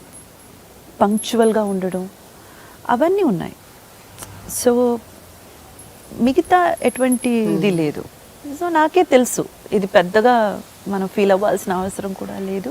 ఎస్, కానీ ఇంద్రజ జనరల్గా మీరు అన్నట్టు అవన్నీ ఎఫర్ట్స్ పెట్టి ఫెయిల్ అవుతే డిజాస్టర్ పర్లేదు, బట్ చాలామంది వాళ్ళకి ఏమీ రాకుండా, వాళ్ళు ఏమీ చేయకుండా, వాళ్ళు ఏం పెద్ద ఎఫర్ట్ పెట్టకుండా కూడా ఫెయిల్ అయినప్పుడు కూడా వాళ్ళు విపరీతంగా బాధపడిపోతుంటారు, చాలా డిప్రెషన్లోకి వెళ్ళిపోతుంటారు, మహా ఫ్రస్ట్రేషన్ లెవెల్స్ ఉంటాయి. అంటే ఒక సక్సెస్ పీరియడ్ చూసి సడన్గా ఫెయిల్యూర్ స్టార్ట్ అయ్యి ఇంకా టోటల్గా కింద పడిపోతుంటే you will go through lot of మనం ఏం చేయగలం అది ఉంది కదా. ఇప్పుడు అలా డిప్రెషన్లో వెళ్ళిపోయి మనం ఏం చేయగలం అన్నది నెక్స్ట్ క్వశ్చన్ ఉంది కదా. ఏం చేయలేము.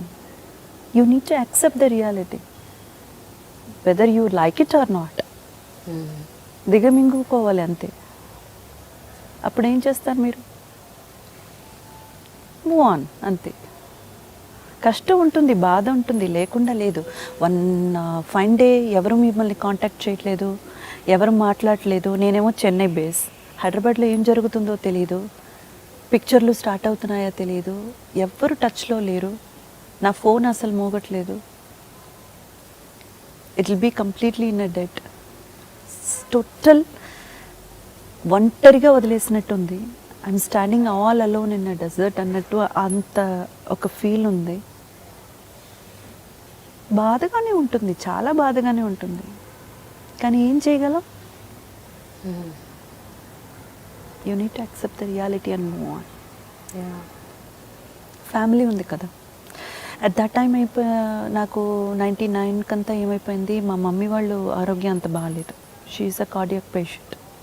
సో హార్ట్లో వాల్వ్ రీప్లేస్ చేయాలన్న పరిస్థితి ఆవిడికి. డాడీ అయితే మాత్రం ఇంకా అసలు అంటే టోటల్ ఫ్యామిలీ ఆ 99-2000 పీరియడ్లో ఎలా ఉందంటే completely depend on me financially ఇంకా చెప్పాలంటే. సో 2 సిస్టర్స్ ఉన్నారు. నేను బాధపడుతూ ఇంట్లో కూర్చుంటే పనులు జరగవు.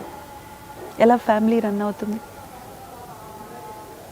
I should do something and I should keep moving on. I cannot sit and regret for anything. అంత దానికి నాకు టైం లేదు. ఈచ్ అండ్ ఎవ్రీ మంత్ మనకంటూ ఉన్న ఖర్చులు మనం చూసుకోవాలి. మనకంటూ ఉన్న ఫినాన్షియల్ క్రైసిస్ని మనమే ఫేస్ చేయాలి. ఏం చేస్తాం? ఎవరితో వెళ్ళి చెప్పుకోలేం కదా. నాకు ఇన్ని ఉన్నాయండి ప్రాబ్లమ్స్, మీరేంటి నాకు కాల్ చేయలేదు, ఎవరినైనా వెళ్ళి అడుగుతాం. సో అప్పుడు ఇమీడియట్గా you took a decision that Malayalam సినిమాలో చేయాలి. అది నేను తీసుకున్నది కాదు, అది కూడా నేను తీసుకున్నది కాదు, న్యాచురల్గా వచ్చేసాయి. సొగసు చూడతరమా ఒక పనామా ఫిల్మ్ ఫెస్టివల్లో చూసి సిబి మలయిల్ అని పెద్ద డైరెక్టర్ మలయాళంలో, ఆయన చూసి ఎవరేమో బాగుంది బాగా చేసింది అని కాల్ చేశారు. ఓకే. సో అదే చెప్తారు కదా, దేవుడు అన్ని తలుపులు మూసినప్పుడు ఒక కిట్గా ఓపెన్ చేస్తారు. అలా వెళ్ళి ఆయన్ని కలిశాను. ఉస్తాద్ అని మోహన్ లాల్ గారి ఫిల్మ్. కానీ అంతకన్నా ముందు మధు అని కే మధు, ఆయన కూడా చాలా పెద్ద డైరెక్టర్ మలయాళంలో. ఆయన ఫిల్మ్ మమ్ముట్టి గారితో గాడ్ మ్యాన్ అని, that was my first film in Malayalam. Okay. 2000 ఎండ్లో. సో వరుసన ఏమైందంటే ఫస్ట్ మమ్ముట్టి గారి ఫిల్మ్, ఆ తర్వాత ఉస్తాద్ మోహన్ లాల్ గారి ఫిల్మ్, ఆ తర్వాత సురేష్ గోపి షాజీ కైలాష్ గారి డైరెక్షన్లో FIR. I was working with all the super star in Malayalam. It just happened. తెలుగులో చేయలేదు కానీ మలయాళంలో చేసేసారు. అలా చెప్పకండి మీరు మళ్ళీ, తెలుగులో మీరు అలా కేటగరైజ్ చేయకండి. It's not that I categorize, it is categorized. అది ఒకళ్ళు కేటగరైజ్ చేసింది కాదు. లేదు Prema, I don't believe it is by default named. అంటే ఇది సూపర్ స్టార్స్ అంటే వీళ్ళు నెక్స్ట్ కేటగిరీ, వీళ్ళు థర్డ్ కేటగిరీ, వీళ్ళు అనేసి ఆల్రెడీ అది ఫామ్ అయిన. No, that's what I'm saying. It's my personal opinion. I don't categorize anyone in that way. The heroes whom I worked with, I value them, I respect them, I look into them as a stars, big stars only. Because for me, వాళ్ళు ఎంత కష్టపడితే వాళ్ళు ఎంత చేస్తే ఆ పొజిషన్కి వచ్చి కూర్చుంటారు. Nobody is weaker than others. ఎవ్వరు ఎవరికి తక్కువ కాదు. Everybody have their own reach and levels. Fortunately or unfortunately tags ఇచ్చేసారు. It is given, nobody can help. నేనేం చెప్పలేను. No comments about it. నా వరకైతే ఆల్ ఆర్ టూ గుడ్ అంతే. అయితే 1993లో 9th డిస్కంటిన్యూ చేసిన ఒక అమ్మాయి ఇండస్ట్రీలోకి వచ్చింది. తర్వాత మళ్ళీ ఎప్పుడో 2004-05 ఆ టైంకి మళ్ళీ చదువు మళ్ళీ స్టార్ట్ చేసేసి, అవునా? కరెక్ట్. ఆఫ్టర్ 12 years మళ్ళీ స్టార్ట్ చేశారు 2001లో. అండ్ దట్ టు బికాస్ ఒక ప్రాబ్లం వచ్చింది మా మేనేజర్తో. ఆయన అగ్రిమెంట్ వేసేసి ఒక ప్రాబ్లం ఒకటి వచ్చింది. అప్పుడు మమ్ముట్టి గారు నాకు హెల్ప్ చేశారు. ఆయన advocate in profession, by profession ఆయన అడ్వకేట్. నువ్వు మైనర్లో సైన్ చేస్తే అదంతా ఏం పనికిరాదు బాబా అన్నారు. అంటే 2 yearsగా తల బాదుకుంటున్నాం అనమాట. ఈ ప్రాబ్లంలో ఏం చేయాలి, ఇంత చిక్కుపోయాం మనం, అసలు ఫినాన్షియల్ క్రైసిస్ ఎలా మేనేజ్ చేయాలని. అసలు ఎన్ని అడ్వకేట్స్ అయితే మీట్ అయ్యానో నేను. అవన్నీ కొన్ని జరిగాయిలేండి నా లైఫ్లో. ఏం చేయాలని తల బాదుకుంటుంటే ఆయన ఒక్క సెంటెన్స్లో ఆ కేసు కొట్టిపడేశారు. నువ్వు మైనర్గా ఉన్నప్పుడు సైన్ చేసావు, పనికిరాదు బో అన్నారు. ఏంటి ప్రాబ్లం అంటే, because I use to keep discussing with my father అనమాట.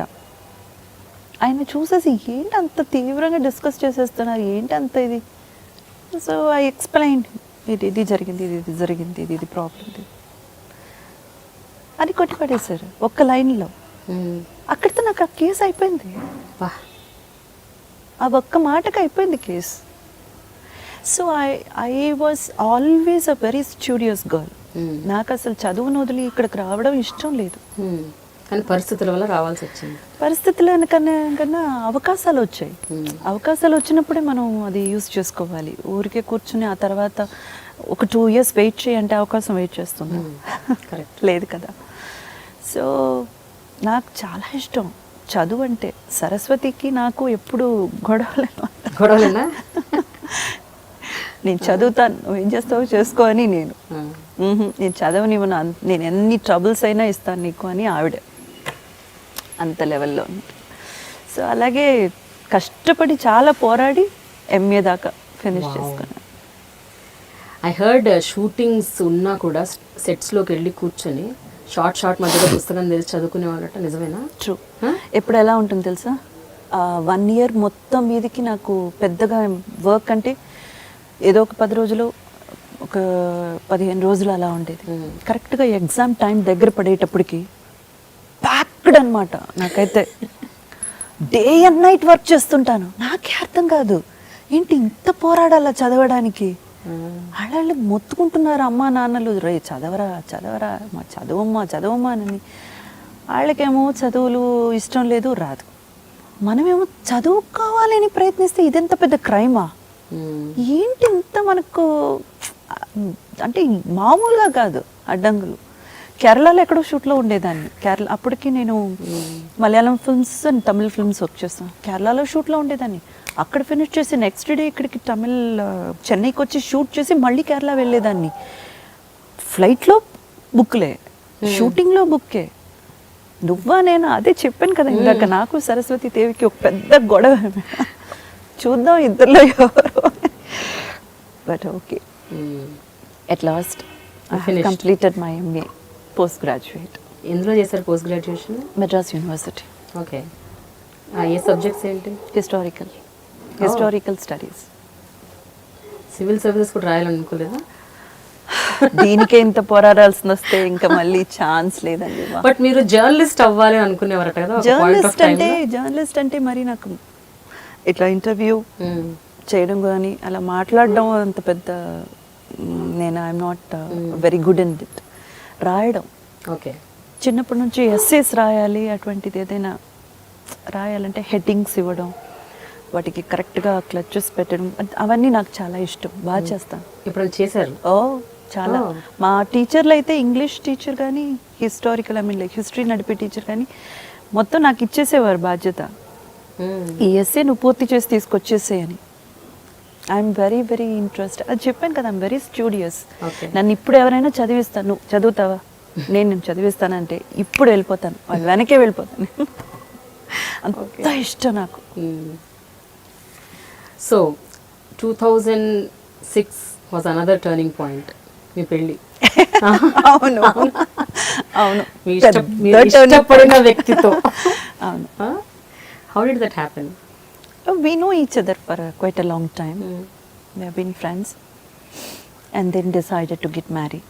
ఆయన వేరే రిలీజియన్, నేను వేరే రిలీజియన్. సో కొంచెం ప్రాబ్లమ్స్ ఉండేవి ఇద్దరి ఫ్యామిలీస్లో. అలా కాదు, మన లైఫ్ మనమే డిసైడ్ చేసుకోవాలి, మరీ ఇంత ఆలోచించకూడదు అని చేసేసుకోండి. ఇంట్లో చెప్పబెట్టుకుని వెళ్ళిపోయి పెళ్లి చేసుకున్నారా? మా ఇంట్లో అందరికీ తెలుసు. మా ఇంట్లో నేనే కదా decision maker. Okay, no one can question me. అందరికి వేరే దారి లేదు వాళ్ళకి, వాళ్ళ చాయిస్ అంతే. వాళ్ళు క్వశ్చన్ అడగడానికి చాయిస్ లేదు. అడిగారు అనుకోండి, నేను క్వశ్చన్ పెట్టానంటే ఏం నేను నా లైఫ్ నేను చూసుకోకూడదా నన్ను అడిగితే వాళ్ళు ఏం ఎదురు సమాధానం చెప్తారు? చెప్పలేరు కదా. ఓకే, సో అటు నుంచి వ్యతిరేకత ఉంది. బట్ అటు నుంచి చాలా చాలా స్టబ్బన్గా, అస్సలు ఛాన్సే లేదు. ఆయన నన్ను పెళ్లి చేసుకోవడం తెలీదు. ఐ మీన్ లైక్ ఒక చేసుకోబోతున్నారు, ఈ డేట్లో ఫిక్స్ అయ్యామన్న ఏ విషయం తెలీదు. తర్వాత ఇప్పుడు ఎట్లా ఉంది పరిస్థితి? ఇప్పుడు ఎలా ఉంది పరిస్థితి అంటే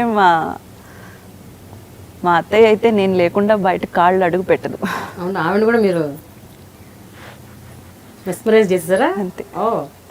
మా మామగారు అయినా సరే, మా అత్తయ్య అయినా సరే, ఎక్కడికైనా వెళ్ళాలి, ఏమైనా కొనుక్కోవాలి లేదా ఏదో ఒక విషయం అంటే ముందు ఫస్ట్ కాల్ నాకే వస్తుంది, ఆయనకన్నా ముందు.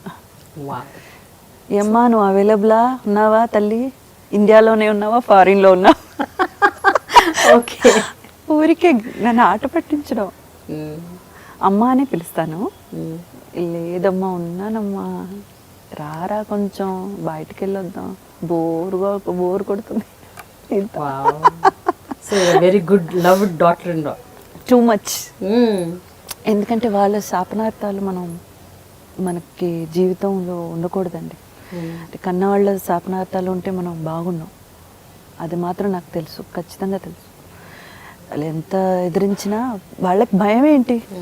అమ్మాయి ఆర్టిస్ట్, పెద్ద హీరోయిన్, ఏం పనికి వస్తుంది మ్యారేజ్ లైఫ్కి ఉంటుంది కదా, వాళ్ళ భయాలు వాళ్ళకు ఉంటాయి కదా. అమ్మాయి సరిగ్గా కాపురం చేస్తుందా, లేకపోతే ఎట్లా ఉంటుంది, అబ్బాయి పరిస్థితి ఏమవుతుంది, అవన్నీ వాళ్ళకి కూడా ఉంటుంది కదండి.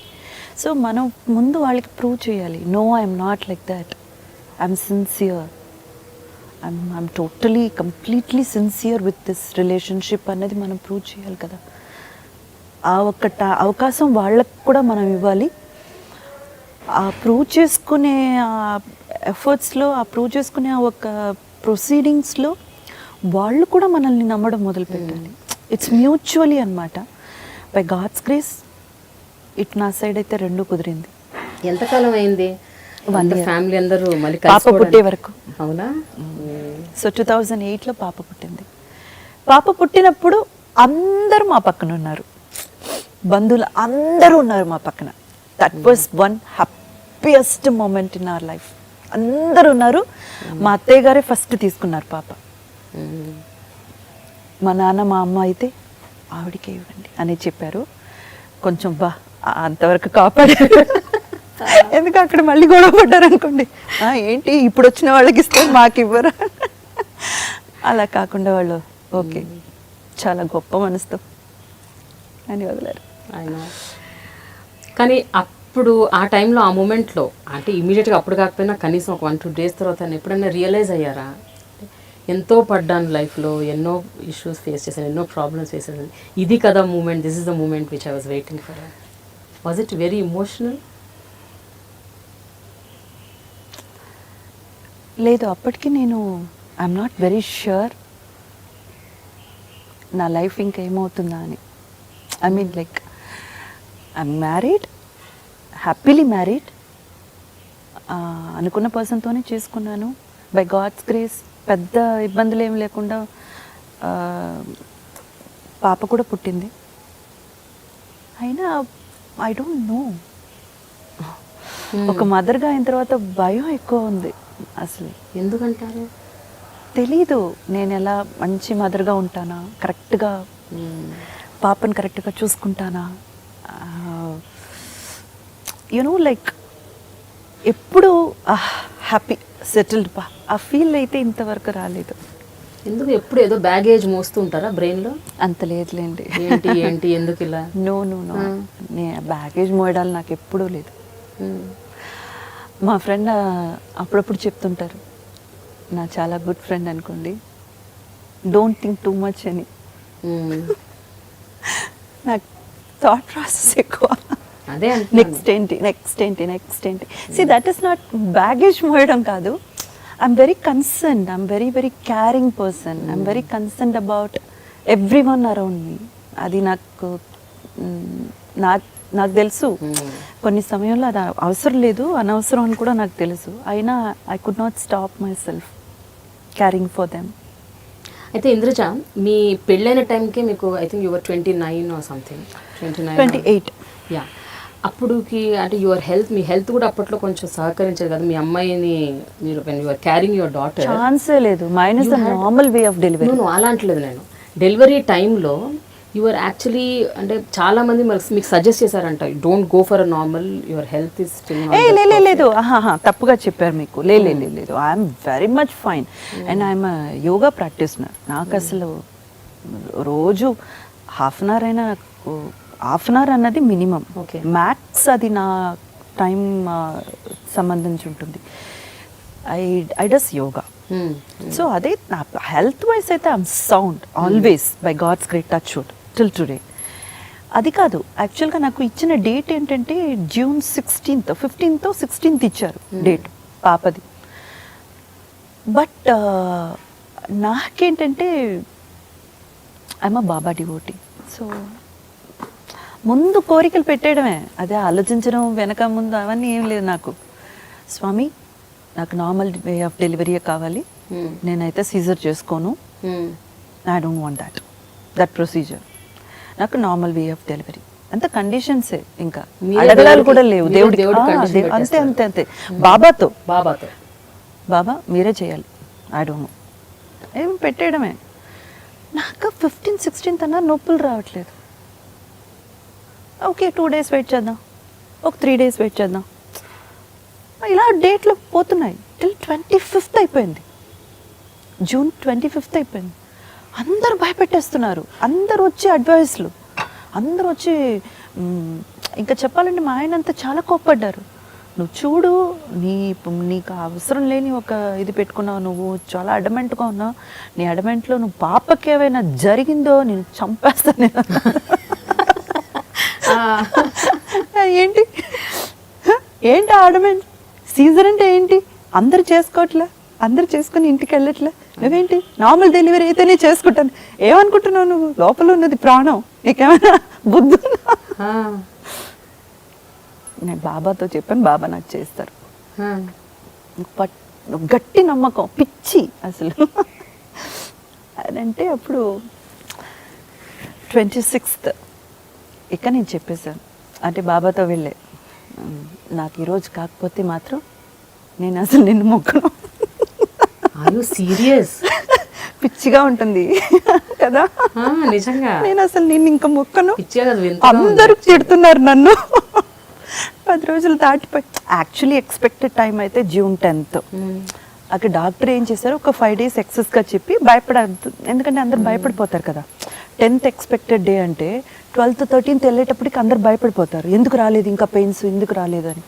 అందులో ఆ కార్డ్ ఒకటి చుట్టుకుంటే అది పెద్ద ప్రమాదం పాప, ఏ బిడ్డకైనా అని మొక్కుకుని చూస్తే ఆ రోజు night normal way of delivery.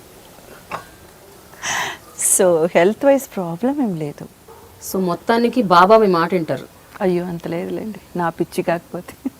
ఏ బాబా అండి? ఇద్దరు, షిరిడి బాబా, పుట్టపర్తి. చాలా నమ్మకమా? చాలా. ఇంకా ఇలాంటి ఏమేమి మిరకల్స్ జరిగాయి? ఇంకా చాలా జరిగాయి, ఒక్కటి కాదు, 2 కాదు, జరుగుతూనే ఉంటాయి. మన నమ్మకం ఎంతవరకు అయితే ఉందో, అంటే ఇది నిజమో కాదో కూడా నాకు తెలియదు. I mean whether I'm talking with complete sense or not అని కూడా నాకు తెలియదు. నా నమ్మకం అయితే ఇది, ఎంత గట్టిగా మీరు నమ్మితే అంత ఎక్కువగా మిరాకిల్స్ జరుగుతూ ఉంటుంది. సో లైఫ్లో జరిగిన ప్రతి ఒక గొప్ప విషయం, ఒక అద్భుతం, లేకపోతే ఈవెన్ ఒడిదుడుకులు వచ్చినా కూడా వాటిని ఫేస్ చేయగలిగే ఒక ధైర్యం, శక్తి, ఇదంతా మీకు బాబానే ఇచ్చారంటారా? ఒడిదుడుకులు అంత ఫేస్ ఏం చేయలేదండి నేను. I'm okay with my life. At least అంటే ఇప్పుడు ఎట్లా ఉండబోతుందో ఏమిటో లైఫ్ అని మీకు మధ్య మధ్యలో ఇట్లా డౌట్లు వస్తుంటాయి కదా, మీరు ఇందాకే చెప్పారు ఏమవుతుందో ఏంటో అని. సో అలా ఆలోచించినప్పుడల్లా there is some force behind me, అలా ఆలోచించినప్పుడే మన నమ్మకం పోయిందని అర్థం అండి. నిజంగా చెప్పాలంటే నేను ప్రతిరోజు ఆయన ముందు వెళ్ళి నిలబడినప్పుడు నేను చెప్పేది 2 విషయాలు, ఒకటి థ్యాంక్స్, ఒకటి సారీ. నమ్మకం ఉన్న చోట డౌట్ రాకూడదు కదా, నాకు ఎందుకు వస్తున్నాయి, అయితే నాకు నమ్మకం లేదు, సో దానికి సారీ చెప్తా. అవును.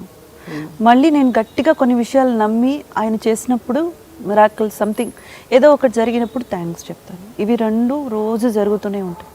నాకే తెలుసు ఐఎమ్ నాట్ రైట్ అని. I'm not a perfect devotee అండి, I'm definitely not a perfect devotee. ఏదో గొప్పలు చెప్పుకోవడం కాదు, కానీ నేనైతే ఆయన నమ్మేస్తాను, ఆయనైతే అది. అంత నమ్మకమే ఉంటే లైఫ్ గురించి భయం ఎందుకు, లైఫ్ గురించి ఆలోచన ఎందుకు, అసలు ఆలోచనలే ఎందుకు రాకూడదు కదా. మరి నేనేంటి పెద్ద భక్తురాలు? I'm not. I'm just a human being, very very very simple రా హ్యూమన్ బీయింగ్, అంతే. సో ఎప్పటి వరకు మీరు సినిమాల్లో యాక్ట్ చేశారు, తర్వాత ఎప్పటి వరకు బ్రేక్ తీసుకున్నారు? బ్రేక్ అనేది పెద్దగా ఏం లేదు. I was working for televisions, అంటే మన అన్నపూర్ణ వాళ్ళది తీన్ మార్ అని ఒక షోలో జడ్జ్గా చేశాను. అలాంటి కొన్ని ప్రోగ్రామ్స్ చేయడం, నేను మను గారు కలిసి ప్రియతమ రాగాల సంథింగ్ ఏదో అటువంటివన్నీ చేస్తూనే ఉన్నాను. మధ్య మధ్యలో I'm keeping in touch with the media అనమాట, అంటే విత్ ద పబ్లిక్. నా కనెక్షన్ ఎప్పుడు కూడా నేను వదులుకోలేదు, కానీ మూవీస్లో లేదు. మూవీస్లో ఐఎమ్ నాట్ అపియరింగ్. అంటే 2006 నా మ్యారేజ్ అయినప్పుడు ఐ టుక్ అ బ్రేక్. ఆ తర్వాత పాప, ఆ తర్వాత ఫ్రమ్ 2011 నుంచి I'm again active in to one or the other way with the media. But films కన్నది 2014 నుంచి, అంటే దిక్కులు చూడకు రామయ్య ఆ పిక్చర్లో మళ్ళీ రీఎంట్రీ. కానీ ఇంద్రజ, మీరు సినీ ఇండస్ట్రీలో ఎంతో గొప్ప గొప్ప నటుల్ని చూశారు, ఎంతోమందితో యాక్ట్ చేశారు, చాలా గొప్ప గొప్ప మనుషులతో పరిచయం పెంచుకున్నారు. కానీ ఒక ఫైన్ డే టెలివిజన్లో ఒక వ్యక్తి అద్భుతంగా నటించడం చూసి ఆ వ్యక్తికి మీరు ఫోన్ చేసేసి మీరు చాలా గొప్పగా నటించారు అని చెప్పారు. ఆ వ్యక్తే ఈవెన్చువల్గా మీ హస్బెండ్ అయ్యారు, అవునా? అవును. అది నా అలవాటు. ఆయన ఒక్కరికే కాదండి, నేను చాలా మందికి ఫోన్ చేసి మాట్లాడాను. బాగా యాక్ట్ చేశారంటే బాగా చేశారన్నది నేను ఎప్పుడు వెంటనే చెప్పాలన్న ఒక అర్జ్ ఉండేది నాకు. బట్ ఫ్రెండ్గా అయింది, ఆ తర్వాత ఆ ఫ్రెండ్షిప్ కొనసాగడం, అది రిలేషన్షిప్గా మారడం ఆయన విషయంలో జరిగింది. బట్ ఇంద్రజ ఆయన అప్పుడు ఒక టీవీ స్టార్, అంటే టీవీలో నటించేవారు కొన్ని సీరియల్స్లో. బట్ మీరు అప్పటికే ఒక సూపర్ స్టార్. సో ఆయన మీ దగ్గర నుంచి ఒక కాల్ వచ్చి, ఒక అప్రిసియేషన్ కాల్ వచ్చినప్పుడు ఆయన రియాక్షన్ ఏమిటి? He was so thrilled and ఆయన నమ్మలేదు అసలు నేనేనని. ఎవరో ఫ్రెండ్స్ ఆట పట్టిస్తున్నారు ఊరికే అనేసి. అప్పుడు నేను మన ఇదేం నువ్వుల నూనె గురించి యాడ్ చేస్తున్నాను అనమాట. ఎక్కడంటే ఇప్పుడు మనకు చెన్నైలో మీరు వచ్చారంటే ఫోరం మాల్ అని ఒక పెద్ద మాల్ కట్టారు. ఆ ప్లేస్లో స్టూడియో ఉండేది మనది, విజయవాహిని స్టూడియో. ఓకే. ఆ విజయవాహిని స్టూడియో 3 కింద చేసేసుకుని గ్రీన్ పార్క్ వచ్చింది, పక్కనే ఇప్పుడు ఫోరం మాల్ వచ్చేసింది అని మొత్తం మారిపోయింది చెన్నై. అక్కడ విజయవాహిని స్టూడియోలో నాకు షూట్ ఆ రోజు నెక్స్ట్ డే. నేను అన్నాను, మీరు నమ్మట్లేదు నేను ఎంత చెప్పినా, come in person, I'm there shooting, మీరు వచ్చి కలవండి నన్ను అని. He came. అంటే ఆయనకు అప్పుడు కూడా నమ్మకలేదు, నేనే కాల్ చేశానని. ఓకే. అన్నారా ఇంత సూపర్ స్టార్ నుంచి నాకు అప్రిసియేషన్ రావడం ఏమిటి అని? అవి అంటే అది చెప్పకుండానే అర్థమైపోతుంది కదా, వాళ్ళ లుక్స్, వాళ్ళు మాట్లాడడం, ఇలా చూడడం, అలా దాంట్లోనే అర్థమైపోతుంది కదా. Okay. But he's not normal అట్లా కాదు, వాళ్ళకి ఫ్యామిలీ బిజినెస్ ఉంది. ఈజ్ ప్యాషన్ అంతే, ఆయనకి యాక్టింగ్ అన్నది passion. Is a creative head for BC అని, బిహైండ్ సినిమాస్ అని ఒక కంపెనీకి he's a creative head. Okay. And he has family business. వాళ్ళ అన్నయ్య అయితే ఎక్స్పోర్ట్స్ అనమాట, క్లోత్ ఎక్స్పోర్ట్స్. సో అది ఆయన యుఎస్లో ఉన్నారు వాళ్ళ అన్నయ్య. అంటే he has his own background అనమాట, బ్యాక్గ్రౌండ్ లేని మనిషి ఇంకా. He has his family business ఉంది, ఇటు పక్క ఆయనంతటా ఆయన క్రియేటివ్ హెడ్గా ఉన్నారు. ఆ తర్వాత he right stories and scripts, చాలా ఉన్నాయి ఆయనకి. సో యాక్టర్గా అంటే అదొక ప్యాషన్ అంతే. ఇట్స్ నాట్ అ ఫుల్ ఫ్లెజ్డ్గా ఏదో దాని మీద ఆధారపడిపోయి ఏదో డబ్బుల కోసం అట్లా ఆ టైప్ అయితే మాత్రం కాదు. So what kind of married relationship మీది? అంటే ఈ 10 yearsలో, ఈ 10 ఏళ్లలో మీరు ఎలా ఇవాల్వ్ అయ్యారు? ఒక మీ మ్యారేజ్లో మీరు experience? Every day we're evolving అండి, అంతే. రోజు గొడవలు, ఆ తర్వాత ఒక కాంప్రమైజ్, ఆ తర్వాత కొంచెం అట్లా అట్లా అట్లా బాగుంది కదా అనుకున్నప్పుడు మళ్ళీ గొడవలు. అది ఇంకా నార్మల్. నువ్వు చాలా ఎక్కువ డామినేట్ చేస్తున్నావు అంటారా? నేను ఎప్పుడు అంతే అంటాను. అవన్నీ అంతే. So you really dominate? I'm not అండి. నన్ను బాధ పెట్టాలి, నన్ను హర్ట్ చేయాలంటే ఆ ఒక్క మాట ఎవరైనా చెప్తే చాలు. I don't like that word at all. నువ్వు చాలా జడ్జ్మెంటల్గా ఉన్నావు, లేకపోతే నువ్వు చాలా డామినెంట్గా ఉన్నావు ఎవరైనా చెప్తే నాకు చాలా బాధ వేస్తుంది. అందుకని ఆ మాట వాడతారు ఆయన. Because I want to be friendly and I want to be dear heart to everybody. I love the way I be with the people. And అందులో నాకు చాలా ఇష్టమైన వాళ్ళతో I want to be a sweet heart. I want to be like a baby. I don't want to, నాకు అసలు dominance అసలు ఇష్టం ఉండదు, ఎవరు చేసినా ఇష్టం ఉండదు.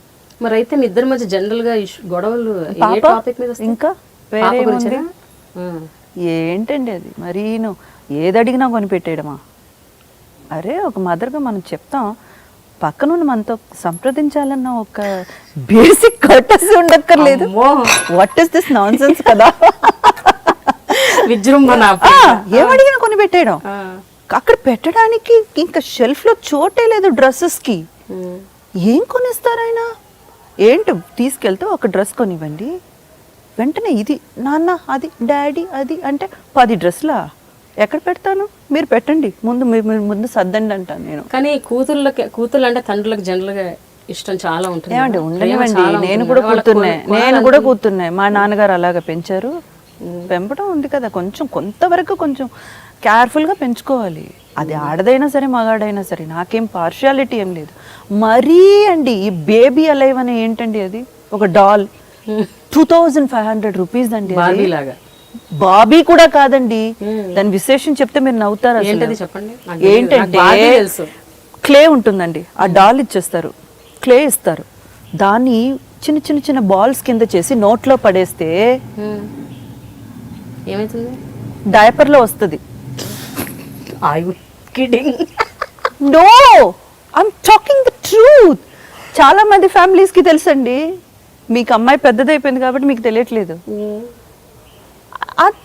అదేం ఫన్ అంటే తను ఒక పాపని చూసుకుంటుందంట, అదొక మదర్ కింద ఫీల్ అయిపోయి ఆ పాపని కడగడం ఏంటి, బాతింగ్ చేయడం ఏంటి, భోజనం తినిపించడం ఏంటి, డైపర్ మార్చడం ఏంటి, దానికి 2500 రూపీసా?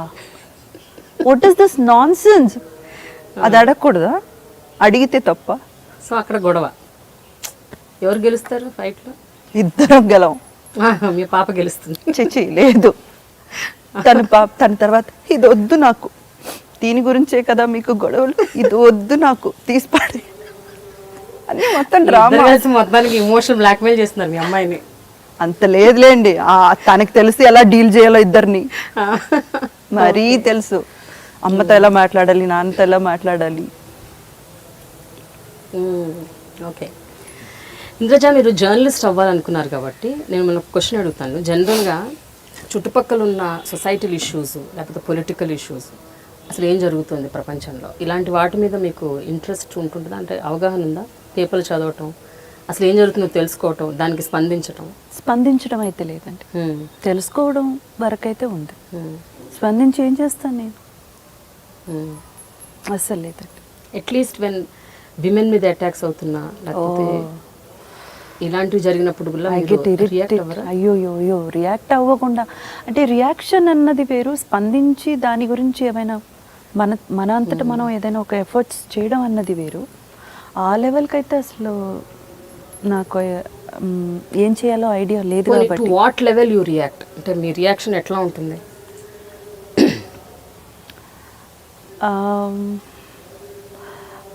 విమెన్ మీద అట్మోస్ట్గా చూస్తే రేప్స్,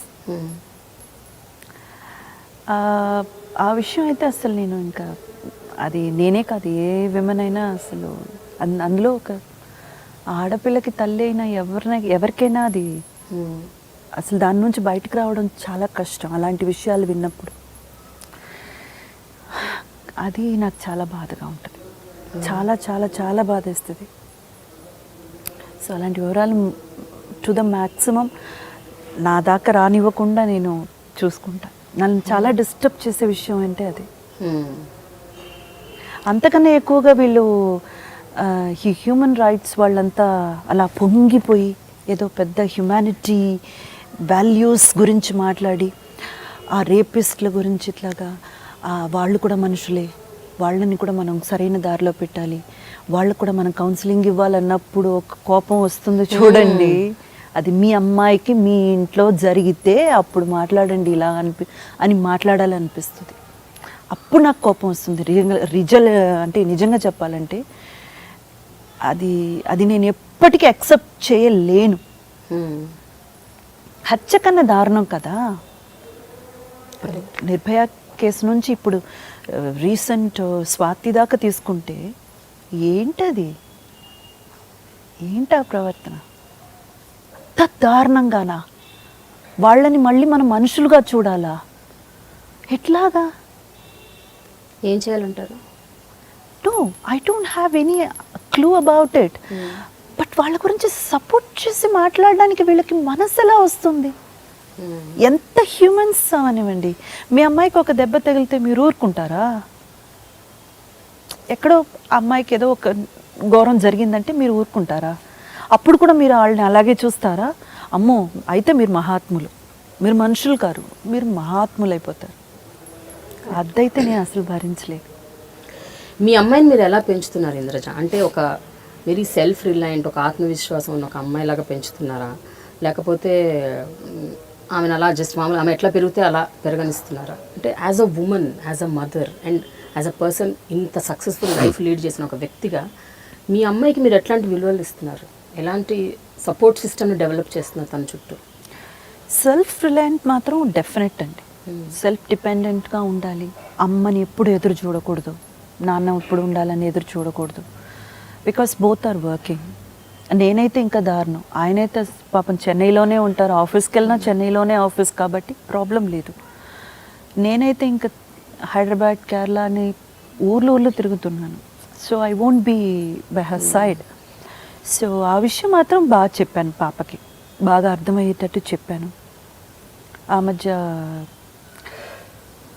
శతమానం భవతిలో ప్రకాష్ రాజ్ గారితో మాట్లాడుతున్నప్పుడు ఈ విషయం మీద ఏదో ఒక టాపిక్ వస్తేను, బాధగా ఉంది సార్, గిల్టీగా ఫీల్ అవుతున్నాను, వదిలేసి వచ్చేస్తున్నాను పాపని, షీస్ 8 years old, అర్థం కావట్లేదు, నేను చేసేది కరెక్టా తప్ప నాకు అర్థం కావట్లేదు అన్నానంటే ఆయన అన్నారు, అలా ఎందుకు అనుకుంటావు, నువ్వు ఇప్పుడు సంపాదించి ఎక్కడ తీసుకెళ్తావు, నువ్వు నీ అంతటికి ఖర్చు చేసేస్తున్నావు మొత్తం కుటుంబానికి కాదా, ఫ్యామిలీకి కాదా, ఆ ఫ్యామిలీలో 80% నీ కూతురు కోసం కాదా, why do you feel guilty, అసలు ఎందుకలా మీకు వస్తుంది, don't feel like that. And more over తను ఇప్పుడు 8 years old అంటున్నావు, ఇప్పటికే ఒక హ్యూమన్గా తనకున్న సీక్రెట్స్ తనకి ఆల్రెడీ స్టార్ట్ అయిపోయి ఉంటుంది. నువ్వు అనుకుంటా మీ అమ్మాయి 20 ఏళ్ళైనా 25 ఏళ్ళైనా నీకు పాపే, కానీ she's an individual person. So తనకంటూ సీక్రెట్స్ ఉంటాయి, తనకంటూ ఒక లైఫ్ స్టైల్ ఉంటుంది. ఇంకా చెప్పాలంటే ఇంకొక 4-5 years వెళ్తే ఈ అమ్మాయి ఎప్పుడు ఊరికి వెళ్తే బాగుంటుంది అని అనిపిస్తుంది దానికి. You know that is what the human life has been designed so far. కొన్ని ప్రైవసీస్ కూడా అవసరం ఎవరికైనా. హస్బెండ్ అండ్ వైఫ్ రిలేషన్షిప్లో కూడా చాలా వరకు ప్రాబ్లమ్స్ ఎక్కడికి వస్తాయి, ఆయన ప్రైవసీలో ఈవిడి తలదూర్చడమో, లేకపోతే ఈవిడికున్న ఒక ప్రైవసీలో ఆయన రావడం. సో రిలేషన్షిప్లో చాలా అవసరం అది ప్రైవసీ అన్నది. సో నువ్వు అలా ఆలోచించుకో, డోంట్ థింక్ అబౌట్ దట్ అని ఆయన నాకు అడ్వైస్ చేశారు. అప్పుడు కొంచెం క్లారిటీ వచ్చింది, ఓ సరే okay, I'm not doing anything wrong. Okay, కానీ ఎప్పుడు ఒక కంట కనిపెడుతూనే ఉంటాం, నేను ఆయన పక్కన ఉండాల్సిందే. సపోజ్ ఆయన వర్క్ మీదుగా ఎక్కడైనా బయట ఊరికి ఒక 2-3 days వెళ్ళాల్సింది ఉంటే అప్పుడు నేను షూటింగ్స్ పెట్టుకోను, I will be beside her to take care of her.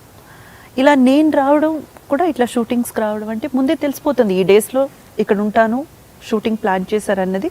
ఆయన అప్పుడు ఆ పాప పక్కనే ఉన్నట్టు చూసుకుంటారు, అంటే ఆఫీస్కి వెళ్ళినా ఈవినింగ్ రిటర్న్ అయ్యేటట్టు ఆయన దాని పక్కన ఉన్నట్టు చూసుకుంటారు. బట్ తను అంటే ఒక ఇండివిజువల్గా నేను నా లైఫ్ని ఛార్జ్ తీసుకోవాలి, నా లైఫ్ నేను హ్యాండిల్ చేయాలి అనే ఒక కైండ్ ఆఫ్ మెంటాలిటీని డెవలప్ చేసే దిశగా మీరు ఎప్పుడైనా చెప్తుంటారా, అంటే you be like this, you be like that, ఎవరైనా ఇట్లా ఉంటే ఇలా ఉండాలి, Can we do that? And I'm just asking you. No. Do you think At least a kind of awareness, అంటే how you should be careful. మీరెంత చెప్పినా మీరెంత వాళ్ళు ఇన్కల్కేట్ చేయాలి థాట్స్ని, మీరు అనుకున్నంత దూరం వెళ్తారు వాళ్ళు, అది మాత్రం మీరు మర్చిపోకండి. Parents are the biggest enemies for children. మీ థాట్ దయచేసి తీసుకెళ్ళకండి. అట్లీస్ట్ మీరు తీసుకెళ్ళకపోయినా వాళ్ళు మీ పక్కనకి వస్తారు. మీరు the more you go near with your thoughts, వాళ్ళు చాలా దూరంగా వెళ్ళిపోతారు. It's not about your thoughts. అంటే ఒక అమ్మాయిని నువ్వు you have to be careful when you go like this, లేకపోతే నువ్వు ఇక్కడికి వెళ్తే ఇలా ఉండాలి, అలా ఉంటే బెటర్, నీకు యూ విల్ బి ప్రొటెక్టెడ్.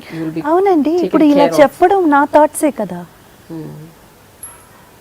అలా చెప్పడం థాట్స్ ఎలా అవుతుంది, తెలియని ఒక అమ్మాయికి మీరు ఒక సజెషన్ ఇచ్చినట్టు అవుతుంది కదా, to create some kind of an awareness. Observation makes the man perfect అండి, మోర్ దెన్ ఎవరో ఒకరు అడ్వైస్ చేసి, ఎవరో ఒకరు చెప్పి ఆ తర్వాత అంటే వాళ్ళకి అర్థమైపోతుంది. ప్రాసెస్ లో వాళ్ళు దెబ్బలు తిన్నా పర్లేదు, బట్ తెలుసుకుంటారంటారు.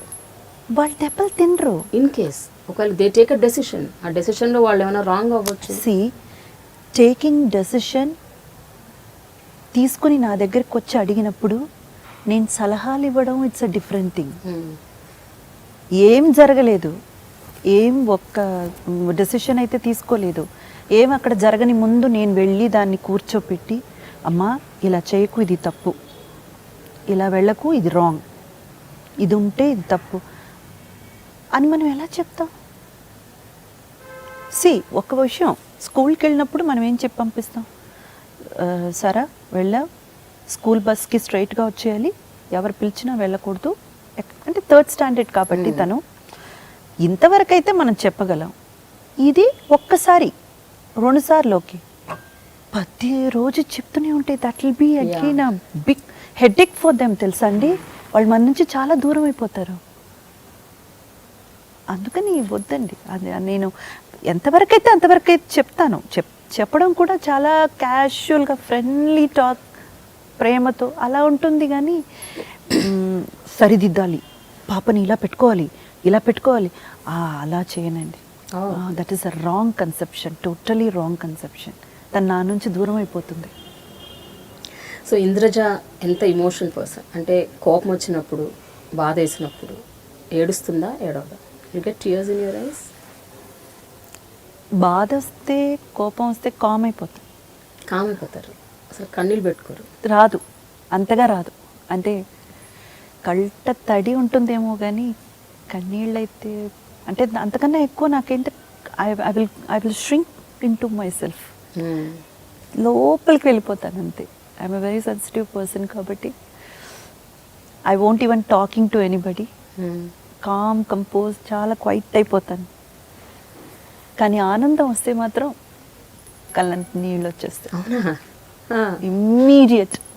చాలా నేను సంతోషంగా ఉన్నానంటే వెంటనే డ్రాప్స్. సో బాధలో రావు కన్నీళ్ళు, ఆనందం. బాధలో నేను లోపల అట్లా ష్రింక్ అయిపోతాను. నాకు అసలు దాన్ని తీసుకోవడం నాకు అంత ఛాలెంజింగ్గా ఉంటుంది. ఎందుకు జరిగింది ఇది, మనం ఏమైనా తప్పు చేసామా, ఏం చేసాము ఏమిటన్నది చాలా చాలా ఆలోచిస్తానన్నమాట. అసలే ఆలోచనలు ఎక్కువ. ఓకే, 2014 నుంచి మళ్ళీ స్టార్ట్ అయింది మీ కెరియర్. సెకండ్ ఇన్నింగ్స్ ఎట్లా ఉంది? How is it?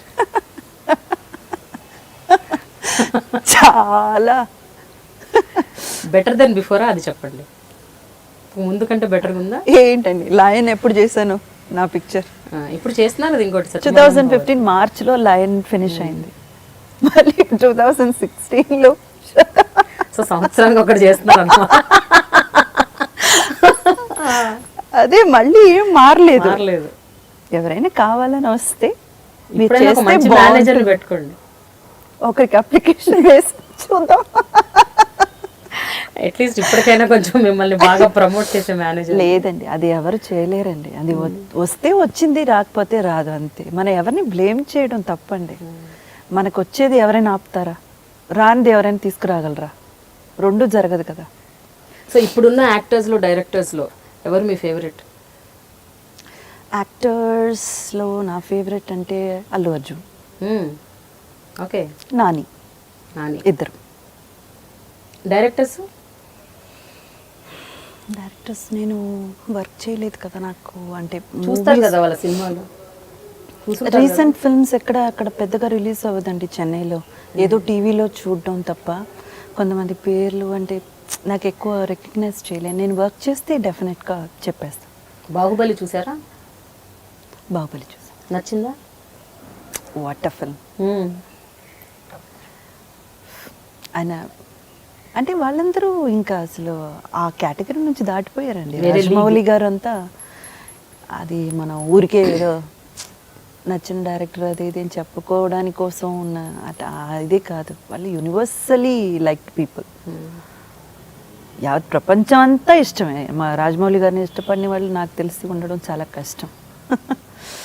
Okay Indraja, ఇప్పుడు సెకండ్ ఇన్నింగ్స్లో అయినా కనీసం అంటే మీరు ఎలాంటి పాత్రలు పోషిద్దాం అనుకుంటున్నారు, ఎలాంటి సినిమాలు చేద్దాం అనుకుంటున్నారు, ఎలాంటి డైరెక్టర్స్ ఫిలిమ్స్లో చేద్దాం అనుకుంటున్నారు, ఎవరితో నటిద్దాం అనుకుంటున్నారు, కనీసం ఇప్పుడైనా చెప్పాలి కదా. మీరు ఇన్నేళ్ళు అలా షెల్లో ఉండిపోయి ఏమి ఓపెన్ అప్ అవ్వకుండా. అలా కాదండి భలేవారు, అలా కాదు.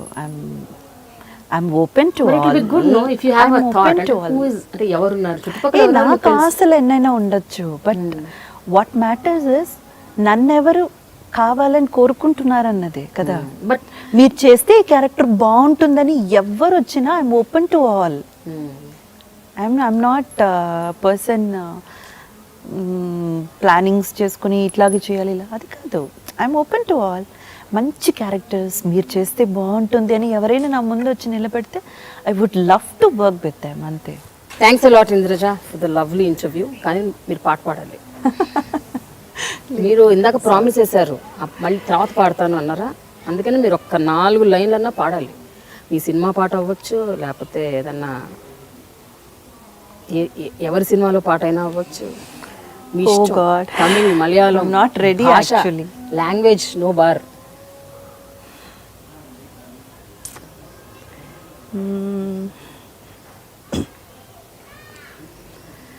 నిత్యానందకరీ వరాభయకరీ సౌందర్యరత్నాకరీ నిర్భూతాఖిల కోర పావనకరీ ప్రత్యక్ష మాహేశ్వరీ వ్రాళీయాచల వంశ పావనకరీ కాశీపురాతీశ్వరీ భిక్షాందేహి కృపావలం వనకరీ మాతాన్నపూర్ణేశ్వరీ